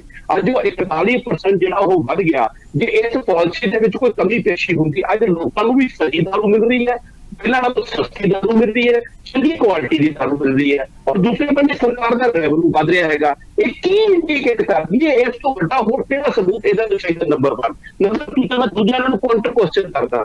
ਅੱਜ ਤੁਸੀਂ ਦੇਖੋ ਮੁਲਕ ਦੇ ਕਿੰਨੇ ਜਿਹੜੇ ਕਿ ਵੱਡੇ ਵੱਡੇ ਉਦਯੋਗਪਤੀ ਜਿਨ੍ਹਾਂ ਦਾ ਸਬੰਧ ਸਿੱਧੇ ਜਾਂ ਅਸਿੱਧੇ ਰੂਪ ਦੇ ਵਿੱਚ ਇਹਨਾਂ ਦੀ ਸਰਕਾਰ ਦੇ ਨਾਲ ਹੀ ਯਾਨੀ ਕਿ ਉਹ ਹਮਾਇਤ ਮਿਲਦੀ ਨਹੀਂ ਹੈ, ਅੱਜ ਮੁਲਕ ਛੱਡ ਕੇ ਦੇਸ਼ ਦਾ ਪੈਸਾ ਲੁੱਟ ਕੇ ਜਾ ਚੁੱਕੇ ਹੈ। ਔਰ ਲੇਟੈਸਟ ਜਿਹੜੀ ਹਿੰਦੁਸਤਾਨ ਦੀ ਜਿਹੜੀ ਰਿਪੋਰਟ ਕਹਿੰਦੀ ਹੈ ਕਿ ਅਡਾਨੀ ਦੀਆਂ ਕੰਪਨੀਆਂ ਦੇ ਵਿੱਚ ਪੈਸਾ ਜਾਣਬੁੱਝ ਕੇ ਲਗਾਇਆ ਗਿਆ, ਪ੍ਰਭਾਵ ਵਰਤ ਕੇ ਉਹ ਪੈਸਾ ਕਰਾਇਆ ਗਿਆ, ਤਾਂ ਉਹਦਾ ਜਵਾਬ ਕੌਣ ਦੇਗਾ? ਉਹਦੇ ਉੱਤੇ ਤੁਸੀਂ ਕਿਉਂ ਨਹੀਂ ਬੋਲਦੇ? ਨਾ ਪਾਰਲੀਮੈਂਟ, ਵਿਧਾਨ ਸਭਾ, ਰਾਜ ਸਭਾ 'ਚ ਬੋਲਦੇ ਹੋ, ਨਾ ਤੁਸੀਂ ਲੋਕ ਸਭਾ 'ਚ ਬੋਲਦੇ ਹੋ। ਸਾਰੀਆਂ ਆਪੋਜੀਸ਼ਨ ਉਹਦੇ ਉੱਤੇ ਇੱਕ ਮਤ ਨੇ, ਉਹਨਾਂ ਉੱਤੇ ਤੁਸੀਂ ਜਵਾਬ ਦੇਣ ਨੂੰ ਤਿਆਰ ਨਹੀਂ ਹੈਗੇ। ਇਹਦਾ ਮਤਲਬ ਕੀ ਹੋਇਆ ਵੀ ਉੱਥੇ ਕੋਈ ਘੁਟਾਲਾ ਵਾਲਾ ਹੈਗਾ, ਤੁਹਾਡੀ ਉਹਦੇ ਵਿੱਚ ਇਨਵੋਲਵਮੈਂਟ ਹੋ ਗਈ ਹੈ। ਅਦਰਵਾਈਜ਼ ਦੇਸ਼ ਦਾ ਪੈਸਾ ਲੁੱਟਿਆ ਜਾਵੇ, ਦੇਸ਼ ਦਾ ਸਰਮਾਇਆ ਲੁੱਟਿਆ ਜਾਵੇ, ਪਰ ਪ੍ਰਧਾਨ ਮੰਤਰੀ ਬੋਲੇ ਵੀ ਨਾ ਉਹਦੇ ਉੱਤੇ। ਪਰ ਪ੍ਰਧਾਨ ਮੰਤਰੀ ਨੂੰ ਲੋਕਾਂ ਨੇ ਚੁਣਿਆ, ਇਹਨਾਂ ਉਦਯੋਗਪਤੀਆਂ ਨੇ ਨਹੀਂ ਚੁਣਿਆ ਹੈਗਾ। ਸਾਡਾ ਪੈਸਾ ਲੁੱਟਿਆ ਜਾ ਰਿਹਾ, ਆਮ ਲੋਕਾਂ ਦਾ ਪੈਸਾ ਲੁੱਟਿਆ ਜਾ ਰਿਹਾ ਹੈ। LIC ਖਤਮ ਹੋਣ ਦੇ ਕਿਨਾਰੇ ਹੋ ਗਈ ਹੈ। SBI ਦਾ 45 ਕਰੋੜ ਜਿਹੜਾ ਗ੍ਰਾਹਕ ਬੇਸ ਹੈਗਾ, ਉਹਨਾਂ ਦਾ ਪੈਸਾ ਡੁੱਬ ਰਿਹਾ, ਉਹਦੇ ਲਈ ਕੌਣ ਜ਼ਿੰਮੇਵਾਰ ਹੈਗਾ? ਉਹਦਾ ਜਵਾਬ ਤੁਸੀਂ ਕਦੋਂ ਦਿਓਗੇ? ਸਾਡੀਆਂ ਗੱਲਾਂ ਨੂੰ ਛੱਡੋ, ਸਤਪਾਲ ਮਲਿਕ ਤੁਹਾਡਾ ਆਪਣਾ ਲੀਡਰ ਹੈ, ਉਹਦੀ ਵੀਡੀਓ ਹੈਗੀ, ਉਸਦੇ ਉੱਤੇ ਤੁਸੀਂ ਜਵਾਬ ਦੇ ਦਿਓ। ਤੁਸੀਂ ਉਸ ਚੀਜ਼ ਦਾ ਜਵਾਬ ਨਹੀਂ ਦਿੰਦੇ, ਪਰ ਤੁਸੀਂ ਗੱਲਾਂ ਸਿਰਫ ਆਮ ਆਦਮੀ ਪਾਰਟੀ ਦੀਆਂ ਕਰਦੇ ਹੋ, ਕਿਉਂਕਿ ਅਸਲੀਅਤ ਹੈਗੀ ਤਾਂ ਅਸੀਂ ਕਹਿੰਦੇ ਡਰਦੇ ਨਹੀਂ ਕਿ ਆਮ ਆਦਮੀ ਪਾਰਟੀ ਛੋਟੀ ਜਿਹੀ ਪਾਰਟੀ ਹੈ। ਪਰ ਸਰ ਤੁਸੀਂ ਵੀ 2 ਸੀਟਾਂ ਦੀ ਪਾਰਟੀ ਹੁੰਦੇ ਸੀ, ਜੇਕਰ ਲੋਕਾਂ ਨੇ ਤੁਹਾਨੂੰ ਸਮਰਥਨ ਦੇ ਕੇ ਪਹੁੰਚਾਇਆ ਤਾਂ ਤੁਸੀਂ ਅੱਜ ਵੱਡੀ ਪਾਰਟੀ ਬਣ ਗਏ ਹੋ। ਅੱਜ ਜਿਸ ਤਰੀਕੇ ਦੀ ਰਾਜਨੀਤੀ ਆਮ ਆਦਮੀ ਪਾਰਟੀ ਕਰਦੀ ਹੈ, ਲੋਕਾਂ ਦੇ ਮੁੱਦਿਆਂ ਦੀ ਗੱਲ ਕਰਦੀ ਹੈ, ਚਾਹੇ ਸਕੂਲਾਂ ਦੀ ਗੱਲ ਹੋਵੇ, ਹਸਪਤਾਲਾਂ ਦੀ ਗੱਲ ਹੋਵੇ, ਆਮ ਦਿਨਚਰਿਆ ਦੀ ਗੱਲ ਹੋਵੇ, ਬਿਜਲੀ ਦੀ ਗੱਲ ਹੋਵੇ, ਲੋਕਾਂ ਨੂੰ ਪਿਆਰ ਕਰਨ ਲੱਗਦੇ ਆ। ਅੱਜ ਲੋਕ ਤੁਹਾਨੂੰ ਸਵਾਲ ਕਰਨ ਲੱਗਦੇ ਆ, ਕਿਉਂ ਨਹੀਂ ਮੱਧ ਪ੍ਰਦੇਸ਼ ਸਕੂਲ ਠੀਕ ਹੁੰਦੇ, ਕਿਉਂ ਨਹੀਂ ਜਾਣੀ ਕਿ ਗੁਜਰਾਤ ਦੇ ਵਿੱਚ ਸਕੂਲ ਠੀਕ ਹੁੰਦੇ, ਕਿਉਂ ਨਹੀਂ ਉੱਥੇ ਫ੍ਰੀ ਬਿਜਲੀ ਮਿਲਦੀ, ਕਿਉਂ ਉੱਥੇ ਗੁੰਡਾ ਕਰਦੀ ਹੈ? ਤੇ ਇਹਨਾਂ ਚੀਜ਼ਾਂ ਦਾ ਸਵਾਲ ਕਰਨ ਜਵਾਬ ਦੇਣੇ ਔਖੇ ਹੋਏ ਪਏ ਹੈ। ਇਸ ਕਰਕੇ ਤੁਸੀਂ ਚਾਹੁੰਦੇ ਹੋ ਕਿ ਆਮ ਆਦਮੀ ਪਾਰਟੀ ਨੂੰ ਵੀ ਖਤਮ ਕਰੀਏ, ਆਮ ਆਦਮੀ ਪਾਰਟੀ ਦੇ ਲੀਡਰਾਂ ਨੂੰ ਖਤਮ ਕਰੀਏ। ਇਹ ਲੀਡਰ ਜਿਹੜੇ ਨਾਲ ਲੀਡਰ ਖਤਮ ਹੋਣ ਵਾਲੇ ਆਮ ਆਦਮੀ ਪਾਰਟੀ ਦੇ, ਨਾ ਆਮ ਆਦਮੀ ਪਾਰਟੀ ਦਾ ਕੋਈ ਵਰਕਰ ਖਤਮ ਹੋਣ ਵਾਲਾ, ਲਗਾਤਾਰ ਤੁਸੀਂ ਐਕਸਪੋਜ਼ ਕਰਾਂਗੇ ਜੀ। ਕਪੂਰ ਸਾਹਿਬ, ਗੱਲ ਇਹ ਹੈ ਕਿ ਪੰਜਾਬ ਦੇ ਵਿੱਚ ਰੈਵਨਿਊ ਜਿਹੜਾ ਜਨਰੇਟ ਹੋਇਆ ਉਹ 2887 ਕਰੋੜ ਦਾ ਜਨਰੇਟ ਹੋਇਆ। ਆਮ ਆਦਮੀ ਪਾਰਟੀ ਦਾ ਇੱਕ ਮੋਟਾ ਜਿਹਾ ਸਵਾਲ ਹੈ ਕਿ ਜਦੋਂ ਜਿਹੜੀ ਪਾਲਿਸੀ ਦੇ ਨਾਲ ਅਸੀਂ ਪਿਛਲੇ ਸਾਲਾਂ ਦੇ ਮੁਕਾਬਲੇ 10 ਨਹੀਂ 20 ਨਹੀਂ 30 35 40% ਰੈਵਨਿਊ ਜਨਰੇਟ ਕਰ ਰਹੇ ਹਾਂ, ਤੇ ਉਹ ਪੈਸਾ ਜਦੋਂ ਸਰਕਾਰ ਦੇ ਖਾਤੇ 'ਚ ਆ ਰਿਹਾ ਹੈ, ਜਾਂ ਤਾਂ ਲੀਕੇਜ ਰੁਕੀ ਹੈ ਜਾਂ ਉਥੋਂ ਰੈਵਨਿਊ ਜਨਰੇਟ ਤੇ ਕੋਈ ਹੋਰ ਸੋਰਸ ਹੀ ਲੱਭੇ ਗਿਆ, ਤੇ ਇਹਦੇ ਉੱਤੇ ਆਪੱਤੀ ਕਿਸ ਗੱਲ ਦੀ? देखो आपत्ति लीकेज रोकन ते कोई भी नहीं है, और जे कोई नकली शराब ਨੂੰ ਰੋਕਣ ਦਾ ਵਤੀਰਾ ਕੀਤਾ ਗਿਆ ਹੈ, ਸਾਡੀ ਕੋਈ ਆਬਜੈਕਸ਼ਨ ਨਹੀਂ। ਕੋਈ ਵੀ ਸਟੇਟ ਗਵਰਨਮੈਂਟ ਹੋਵੇ, ਉਹਦੀ ਜ਼ਿੰਮੇਵਾਰੀ ਬਣਦੀ ਹੈ ਕਿ ਦੋਨੋਂ ਕੰਮ ਕੀਤੇ ਜਾਣ। ਸਵਾਲ ਅੱਜ ਜਿਹੜੇ ਉੱਠਦਾ ਪਿਆ ਹੈਗਾ ਵਾ ਕਿ ਜਿਹੜੇ ਕਿ ਉੱਥੇ ਪੈਸਾ ਦਿੱਤਾ ਗਿਆ ਪਾਲਿਸੀ ਦੇ ਵਿੱਚ, ਉਹ ਜਿੰਨੇ ਵੀ ਮੈਂ ਤੁਹਾਨੂੰ ਪੁਆਇੰਟ ਅੱਗੇ ਗਿਣਾਏ ਹੈਗੇ ਹੈ ਕਿ ਅੱਜ ਨੈਚੁਰਲ ਗੱਲ ਹੈ ਕਿ ਕੋਈ ਵੀ ਸਰਕਾਰ ਪਾਲਿਸੀ ਬਣਾਉਂਦੀ ਹੈ ਨਾ, ਤੇ ਡੈਫੀਨੇਟਲੀ ਐਕਸਪਰਟ ਕਮੇਟੀ ਦੀ ਰਿਕਮੈਂਡੇਸ਼ਨਸ ਨੂੰ ਮੱਦੇਨਜ਼ਰ ਰੱਖਿਆ ਜਾਂਦਾ ਹੈ, ਉਹਦੇ ਅਕੋਰਡਿੰਗਲੀ ਉਹ ਕੋਈ ਪਾਲਿਸੀ ਬਣਾਈ ਜਾਂਦੀ ਹੈ। ਔਰ ਤੁਸੀਂ ਆਪਣੇ ਜਿਹੜੇ ਐਕਸਪਰਟਸ ਹੈਗੇ ਹੈ, ਉਹ ਜੇ ਤੁਹਾਨੂੰ ਕੁਝ ਰਿਕਮੈਂਡ ਕਰਦੇ ਪਏ, ਉਹਨਾਂ ਦੀ ਰਿਕਮੈਂਡੇਸ਼ਨ ਉਹ ਤੁਸੀਂ ਕੁੱਡੇ ਲਾਈਨ ਲਗਾ ਕੇ ਆਪਣਾ ਇੱਕ ਜ਼ਬਰਦਸਤੀ ਇੰਪਲੀਮੈਂਟ ਕਰਨ ਦੀ ਕੋਸ਼ਿਸ਼ ਕਰਦੇ ਪਏ ਹੋ, ਕਿ ਉਹ ਆਪਣੇ ਆਪ ਸਵਾਲ ਪਾਲਿਸੀ ਦੇ ਉਠਾਉਂਦੇ ਹੈ। ਫਿਰ ਪਾਲਿਸੀ ਇਹਨਾਂ ਨੂੰ ਬਾਅਦ ਚ ਵਿਡਰਾ ਵੀ ਕਰਨੀ ਪਈ। ਤੁਸੀਂ ਇਹ ਮਦਦ ਦੀ ਗੱਲ ਦੇਖੋ ਕਿ ਇਹਨਾਂ ਨੇ ਉਹ ਬਲੈਕ ਲਿਸਟਡ ਕੰਪਨੀਆਂ ਨੂੰ ਵੀ ਟੈਂਡਰ ਅਲਾਟ ਕਰ ਦਿੱਤੇ ਉਹ ਪਾਲਿਸੀ ਦੇ ਅੰਡਰ। ਕਿਵੇਂ ਕਰ ਸਕਦੇ ਸੀ ਇਹ ਬਲੈਕ ਲਿਸਟਡ ਕੰਪਨੀਆਂ ਨੂੰ? ਦੂਸਰੀ ਗੱਲ, ਇਹਨਾਂ ਦੇ ਜਿਹੜੇ ਮੈਨੂਫੈਕਚਰਰ ਹੈਗੇ ਸੀ ਸ਼ਰਾਬ, ਮੈਨੂੰ ਆਵਾਜ਼ ਨਹੀਂ ਆ ਰਹੀ ਸਰ। ਗਰਗ ਸਾਹਿਬ, ਮੈਂ ਵੀ ਨਹੀਂ ਸੁਣ ਪਾ ਰਿਹਾ ਆਵਾਜ਼ ਉਹਨਾਂ ਦੀ, ਸ਼ਾਇਦ ਉਹਨਾਂ ਦੇ ਵੱਲੋਂ ਹੋਏ ਕੋਈ ਦੇਈ ਜਾਂਦੇ ਹੈ ਕਿ ਉਹ ਜਾ ਕੇ ਤੋਂ ਗੱਲਾਂ ਸਾਰੀਆਂ ਜੜੀਆਂ ਹੈਗੀਆਂ ਨਾ, ਇਹਨਾਂ ਵੱਲ ਉਂਗਲਾਂ ਚੁੱਕਦੀਆਂ ਪਈਆਂ ਹੈਗੀਆਂ ਮੈਂ। ਔਰ ਜਦੋਂ CBI ਦੀ ਰਿਪੋਰਟ ਪੂਰੀ ਹੋਏਗੀ, ਦੁੱਧ ਦਾ ਦੁੱਧ ਪਾਣੀ ਦਾ ਪਾਣੀ ਹੋ ਜਾਏਗਾ। ਇਹਨਾਂ ਨੂੰ ਘਬਰਾਉਣ ਦੀ ਕੀ ਲੋੜ ਹੈਗੀ ਹੈ ਜਾ ਕੇ? ਔਰ ਜਿੱਥੋਂ ਤੱਕ ਇਹ ਗੱਲਾਂ ਕਰਦੇ ਹੈ ਨਾ ਕਿ ਗੱਲ ਦੇਖੋ ਅੱਜ ਆਪਾਂ ਗੱਲ ਕਰਨੇ ਪਏ ਇਹਨਾਂ ਦੀ ਲਿਕਰ ਪੋਲਿਸੀ ਦੇ ਉੱਤੇ, ਕਦੀ ਇਹ ਗੁਜਰਾਤ ਤੇ ਚਲੇ ਜਾਂਦੇ ਹੈ, ਕਦੀ ਦੂਸਰਾ ਮੁੱਦਾ ਉਠਾਉਣਾ ਚਾਲੂ ਕਰਦੇ ਹੈ। ਇਹ ਇਸ ਗੱਲ ਦਾ ਜਵਾਬ ਦੇ ਦੇਣਾ ਕਿ ਕਮਿਸ਼ਨ ਇਹਨਾਂ ਨੇ 2% ਤੋਂ ਵਧਾ ਕੇ ਸਿੱਧੀ 12% ਕਿਉਂ ਕਰ ਦਿੱਤੀ, ਜਦੋਂ ਇਹਨਾਂ ਕੋਲ ਕਿਸੇ ਦੀ ਡਿਮਾਂਡ ਨਹੀਂ ਸੀ, ਕੋਈ ਮੰਗਦਾ ਨਹੀਂ ਸੀ ਪਿਆ ਕਿ ਸਾਡੀ ਵਧਾਓ। ਇੱਥੇ ਤੇ ਕਈ ਬੰਦੇ ਪੰਜਾਬ ਦੇ ਵਿੱਚ ਨੌਕਰੀਆਂ ਮੰਗਦੇ ਪਏ, ਅਜੇ ਤੱਕ ਸਰਕਾਰ ਪੱਕੇ ਨਹੀਂ ਕਰ ਪਾਈ ਉਹਨਾਂ ਨੂੰ ਜਾ ਕੇ। ਜੇ ਨਹੀਂ ਸਰਪਲਸ ਪੁਆਇੰਟ ਤੱਕ ਹੈ ਤੇ ਉਹਨਾਂ ਨੂੰ ਪੱਕੇ ਕਰ ਦੇਵੇ। ਕਮਿਸ਼ਨਰ ਦੋ ਗਰਗ ਸਾਹਿਬ ਇੱਕ ਚਲੋ ਇਸ ਗੱਲ ਦਾ ਉੱਤੇ ਜਵਾਬ ਚਾਹੀਦਾ ਹੈ ਕਿ ਕਮਿਸ਼ਨ ਜਿਹੜੀ ਵਧਾਉਣ ਦੀ ਗੱਲ ਕੀਤੀ ਗਈ ਹੈ ਕਿਉਂ ਵਧਾਉਣ ਕਰਦੇ ਪਏ ਹੈ, ਕੱਚੇ ਟੈਂਪਰੇਰੀ ਇੰਪਲਾਈਜ਼ ਹੈ, ਉਹਨਾਂ ਨੂੰ ਪੱਕੇ ਕਰਨ ਲਈ ਸਰਕਾਰ ਕੋਲ ਪੈਸੇ ਨਹੀਂ ਹੁੰਦੇ। ਜਿਹੜੀ ਸਰਕਾਰ ਦੀ ਨੀਤੀ ਹੈ ਨਾ, ਉਹ ਆਪਣੇ ਆਪ ਦੇ ਵਿੱਚ ਬੜੇ ਸਵਾਲ ਖੜੇ ਕਰਦੀ ਹੈ। ਠੀਕ ਹੈ ਕਪੂਰ ਸਾਹਿਬ। ਗਰਗ ਸਾਹਿਬ, ਇਹ ਜਿਹੜਾ ਕਮਿਸ਼ਨ ਵਧਾਉਣ ਦੀ ਉਹਨਾਂ ਨੇ ਨੁਕਤਾ ਉਠਾਇਆ, ਕਮਿਸ਼ਨ ਕਿਉਂ ਵਧਾਇਆ ਕਿ ਮੇਰੇ ਤੋਂ ਬਲਕੌਰ ਸਿੰਘ ਜੀ ਇਸ ਗੱਲ ਨੂੰ ਬਿਲਕੁਲ ਕਲੀਅਰ ਕਰ ਚੁੱਕੇ ਹੈ। ਜਦੋਂ ਲੋਕਾਂ ਨੂੰ ਸਸਤੀ ਵਧੀਆ ਤੇ ਸ਼ੁੱਧ ਦਾਰੂ ਮਿਲਦੀ ਹੋਵੇ ਔਰ ਜਿੰਨੇ ਵੇਚਣਾ ਹੈ ਉਹਨੂੰ ਮਾਰਜਨ ਮਿਲਦਾ ਹੋਵੇ, ਅਦਰਵਾਈਜ਼ ਨੂੰ ਮਾਰਜਨ ਨਹੀਂ ਮਿਲੇਗਾ, ਉਹ ਗੜਬੜ ਕਰੇਗਾ, ਉਹਦੇ ਵਿੱਚ ਪਾਣੀ ਵੀ ਪਾਏਗਾ, ਸਾਰਾ ਕੁਝ ਕਰੇਗਾ। ਸੋ ਮੈਂ ਮੁੱਕਦੀ ਗੱਲ ਇਸ ਦੇ ਉੱਤੇ ਹੈਗੀ ਹੈ ਕਿ ਮੈਂ ਤੁਹਾਨੂੰ ਕਹਿ ਰਿਹਾ ਇਹ ਪੁਰਾਣੇ ਜਾਨੀ ਕਿ ਸਮੇਂ ਦੀ ਰਵਾਇਤੀ ਪਾਰਟੀ ਹੈ, ਇਸ ਤਰ੍ਹਾਂ ਦੀ ਰਾਜਨੀਤੀ ਕਰ ਸਕਦੀ ਹੈ। ਇਹਨੂੰ ਨਵੇਂ ਸਮੇਂ ਦੀ ਰਾਜਨੀਤੀ ਨਹੀਂ ਕਰਨੀ ਆਉਂਦੀ, ਨਾ ਇਹਨੂੰ ਸਕੂਲ ਬਣਾਉਣੇ ਹੁੰਦੇ ਹੈ, ਨਾ ਇਹਨੂੰ ਹਸਪਤਾਲ ਬਣਾਉਣੇ ਹੁੰਦੇ, ਨਾ ਹੀ ਲੋਕਾਂ ਨੂੰ ਜਿਹੜੀਆਂ ਸ਼ੁੱਧ ਤੇ ਸਸਤੀਆਂ ਜਿਹੜੀਆਂ ਚੀਜ਼ਾਂ ਇਹਨਾਂ ਨੂੰ ਦੇਣੀਆਂ ਆਉਂਦੀਆਂ ਹੈਗੀਆਂ ਨੇ। ਜੇ ਇਹ ਪਾਲਿਸੀ ਗਲਤ ਹੈ ਨਾ ਜਵਾਬ ਨਹੀਂ ਦਿੰਦੇ।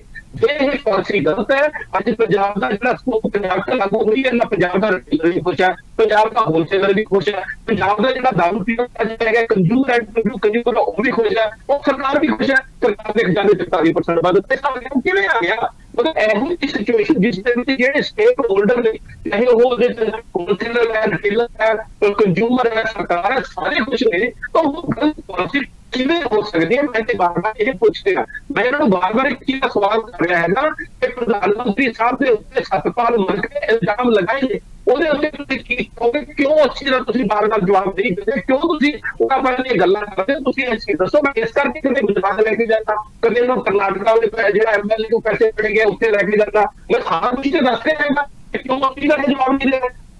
ਠੀਕ ਹੈ, ਮੈਂ ਤਫਸੀਲ ਨਾਲ ਇਹ ਗੱਲ ਸਮਝਣੀ ਚਾਹੂੰਗਾ। ਜਿਹੜੇ ਸਾਡੇ ਨਾਲ ਸਾਬਕਾ ਆਬਕਾਰੀ ਅਫਸਰ ਬੈਠੇ ਆ, ਬਲਕੌਰ ਸਿੰਘ ਜੀ। ਬਲਕੌਰ ਸਿੰਘ ਜੀ, ਜਿਹੜੇ ਇਹ ਜੇ ਤੇ ਪਰਦੇ ਦਰਮਿਆਨ ਦੀ ਗੱਲਬਾਤ ਹੈ, ਦੋਹਾਂ ਪਾਰਟੀਆਂ ਦੇ ਇੱਕ ਦੂਸਰੇ ਨੂੰ ਸਵਾਲ ਨੇ, ਦੋਹਾਂ ਨੂੰ ਇੱਕ ਦੂਸਰੇ ਦੀ ਨੀਤ ਤੇ ਨੀਤੀ ਉੱਤੇ ਸ਼ੱਕ ਹੈ, ਇਸ ਸਭ ਦੇ ਦਰਮਿਆਨ ਆਬਕਾਰੀ ਨੀਤੀ ਦੇ ਵਿੱਚ ਕਿੱਥੇ ਘਪਲਾ, ਕਿੱਥੇ ਘੁਟਾਲੇ ਦਾ ਸ਼ੱਕ ਤੇ ਉਸ ਦੀ ਤੁਸੀਂ ਜਿਹੜੀ ਬਦਬੂ ਕਹਿ ਸਕਦੇ ਹੋ ਉਹ ਭਾਂਪ ਰਹੇ ਹੋ? ਗੱਲ ਇਸ ਤਰ੍ਹਾਂ ਜੀ ਵੀ ਪੰਜਾਬ ਦੀ ਜਿੰਨੀ ਪਾਪੂਲੇਸ਼ਨ ਹੈ ਜੀ, ਉਹ ਇਹਦਾ ਹੈ ਨਹੀਂ ਵੀ ਇੱਕਦਮ 40% ਸ਼ਰਾਬ ਵੱਧ ਪੀਣ ਲੱਗ ਜੂ। ਜੇ ਪੀਣ ਲੱਗ ਜੂ ਦੱਸ ਦਿਓ। ਮੇਰਾ ਖਿਆਲ, ਮੇਰਾ 35 ਸਾਲ ਦਾ ਤਜਰਬਾ ਕਰੇ 40% ਦੂਜੇ ਵਰੇ ਸ਼ਰਾਬੀ ਬੰਦੇ ਵਧੇ ਨਹੀਂ।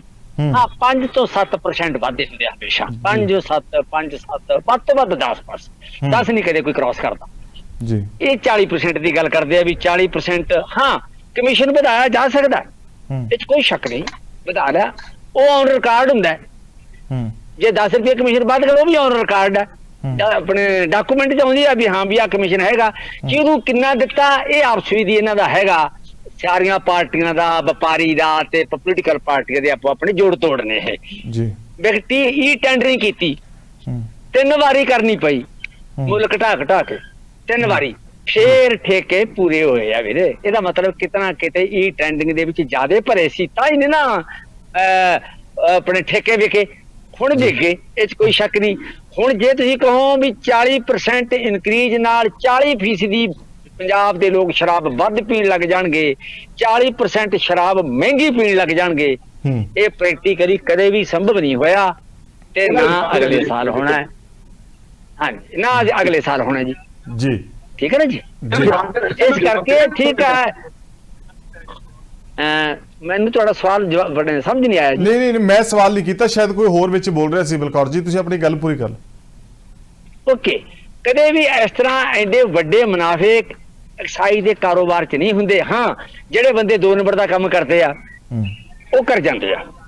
ਹੁਣ ਜਿਵੇਂ ਚੰਡੀਗੜ੍ਹ ਦੀ ਕੋਈ ਪਾਲਿਸੀ ਬਣ ਜੇ, ਉਹ ਸਾਰੀ ਸ਼ਰਾਬ ਦੀ ਕੋਸ਼ਿਸ਼ ਇਹ ਹੁੰਦਾ ਕਿ ਪੰਜਾਬ 'ਚ ਡਿੱਗ ਪੈਂਦੀ ਹੈ, ਇਹ ਪੱਕੀ ਗੱਲ ਆ। ਚੰਡੀਗੜ੍ਹ 'ਚ ਸਭ ਤੋਂ ਘੱਟ ਲੋਕੀ ਸ਼ਰਾਬ ਪੀਂਦੇ ਆ।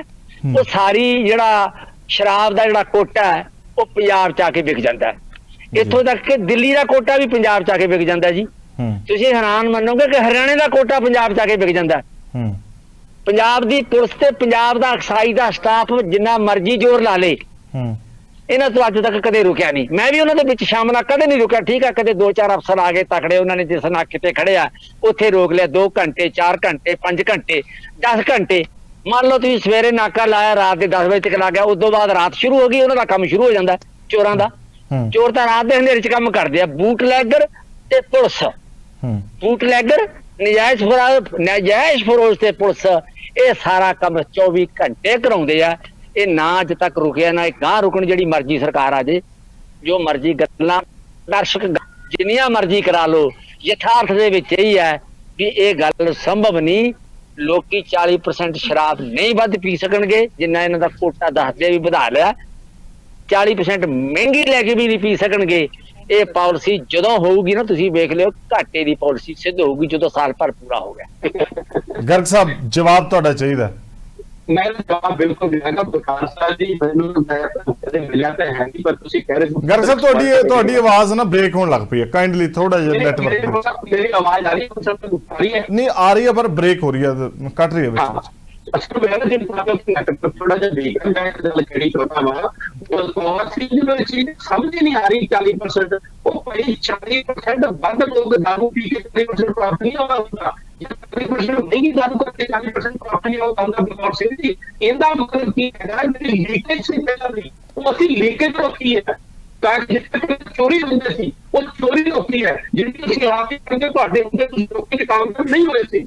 40% ਦਾ ਮਤਲਬ ਇਹ ਹੁੰਦਾ ਨਾ ਕਿ 40% ਲੋਕਾਂ ਨੇ ਜਾ ਕੇ ਦਾਰੂ ਪੀਣੀ ਸ਼ੁਰੂ ਕਰਤੀ ਜਾਂ ਅਸੀਂ 40% ਰੇਟ ਵਧਾਤਾ। ਇਹ ਨਹੀਂ ਹੁੰਦਾ।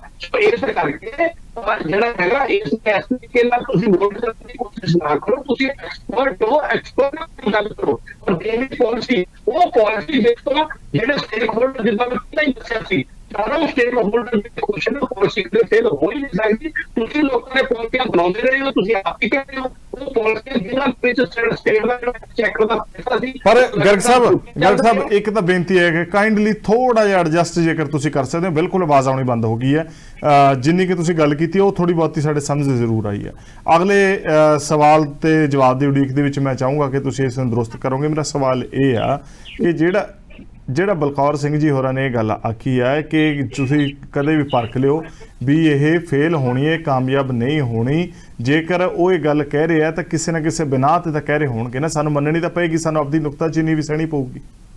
ਦੇਖੋ, ਸਾਨੂੰ ਨੁਕਤਾਚੀਨੀ ਸਹਿਣ ਦੇ ਵਿੱਚ ਕੋਈ ਦਿੱਕਤ ਨਹੀਂ ਹੈ। ਕ੍ਰਿਟਿਕਸ ਕਰੋ, ਐਥਿਕਸ ਦੇ ਆਧਾਰ ਦੇ ਉੱਤੇ ਕ੍ਰਿਟਿਕਸ ਕਰੋ। ਜਿਹੜੀ ਚੀਜ਼ ਸਾਨੂੰ ਫੇਲ ਹੋ ਲੈਣ ਦਿਓ ਨਾ, ਕੋਈ ਗੱਲ ਨਹੀਂ, ਸਾਨੂੰ ਕੋਈ ਸ਼ਿਕਵਾ ਨਹੀਂ ਹੈ। ਅਸੀਂ ਫੇਲ ਹੋਵਾਂਗੇ, ਪਰ ਸਾਨੂੰ ਇੱਕ ਯਾਨੀ ਕਿ ਜਿਸ ਤਰੀਕੇ ਨਾਲ ਅਸੀਂ ਮਾਫੀਆ ਨੂੰ ਖਤਮ ਕਰ ਰਹੇ ਆ, ਜਿਹਦੇ ਨਾਲ ਸਰਕਾਰ ਦੇ ਖਜ਼ਾਨੇ 'ਚ ਪੈਸਾ ਲੈ ਕੇ ਆ ਰਹੇ ਆ, ਸਾਨੂੰ ਉਹ ਇੱਕ ਵਾਰੀ ਇੰਪਲੀਮੈਂਟ ਕਰਨ ਦੇ ਤਾਂ ਸਹੀ। ਜੇ 8-9 ਮਹੀਨਿਆਂ ਦੇ ਵਿੱਚ 27-2800 ਕਰੋੜ ਦਾ ਫਰਕ ਪੈ ਸਕਦਾ ਹੈ ਤੇ ਤੁਸੀਂ ਅੰਦਾਜ਼ਾ ਲਗਾਓ 12 ਮਹੀਨਿਆਂ 'ਚ ਕਿੰਨਾ ਫਰਕ ਪਏਗਾ। ਮੈਂ ਉਹੀ ਤਾਂ ਤੁਹਾਨੂੰ ਕਹਿ ਰਿਹਾ। ਬਲਕੌਰ ਸਿੰਘ ਜੀ ਕੀ ਦੱਸ ਰਹੇ ਨੇ, ਕੀ ਤਰਕ ਦੇ ਰਹੇ ਨੇ ਕਿ 40% ਯਾਨੀ ਕਿ ਲੋਕ ਵੱਧ ਦਾਰੂ ਪੀਣ ਲੱਗੇ। ਉਹ ਨਹੀਂ ਭਾਈ ਸਾਹਿਬ, 40% ਲੋਕ ਵੱਧ ਨਹੀਂ ਦਾਰੂ ਪੀਣ ਲੱਗੇ। ਅਸੀਂ ਲੀਕੇਜ ਰੋਕੀ ਹੈ। ਅਸੀਂ ਉਹ ਪੈਸਾ ਰੋਕਿਆ ਜਿਹੜਾ ਯਾਨੀ ਕਿ ਡਿਪਾਰਟਮੈਂਟ ਪਿਛਲੇ ਸਰਕਾਰਾਂ ਦੇ ਹੁੰਦੇ ਸਰਕਾਰ ਦੇ ਖਜ਼ਾਨੇ 'ਚ ਆਉਣ ਦੀ ਬਜਾਏ ਕਿਤੇ ਹੋਰ ਜਾਂਦਾ ਸੀ। ਨਾ ਹੀ ਅਸੀਂ ਦਾਰੂ ਮਹਿੰਗੀ ਕੀਤੀ ਹੈ, ਦਾਰੂ ਅਸੀਂ ਸਸਤੀ ਕੀਤੀ ਹੈ ਪਹਿਲਾਂ ਨਾਲੋਂ। ਠੀਕ ਹੈ ਕਿ ਨਹੀਂ? ਰੈਵਨਿਊ ਸਾਡਾ ਵੱਧ ਗਿਆ। ਇਹਦਾ ਮਤਲਬ ਇਹ ਹੈਗਾ ਜਿਹੜੇ ਸਟੇਕ ਹੋਲਡਰ ਨੇ ਉਹ ਇਸ ਪਾਲਿਸੀ ਤੋਂ ਖੁਸ਼ ਨੇ। ਕੱਲ ਨੂੰ ਇਹ ਪਾਲਿਸੀ ਫੇਲ ਹੁੰਦੀ ਹੈ, ਤੁਸੀਂ ਕਹਿ ਰਹੇ ਹੋ ਕਿ ਇਹ ਪਾਲਿਸੀ ਫੇਲ ਹੋਏਗੀ। ਮੈਂ ਕਹਿੰਦਾ ਇਹ ਪਾਲਿਸੀ ਬਿਲਕੁਲ ਫੇਲ ਨਹੀਂ ਹੋਏਗੀ,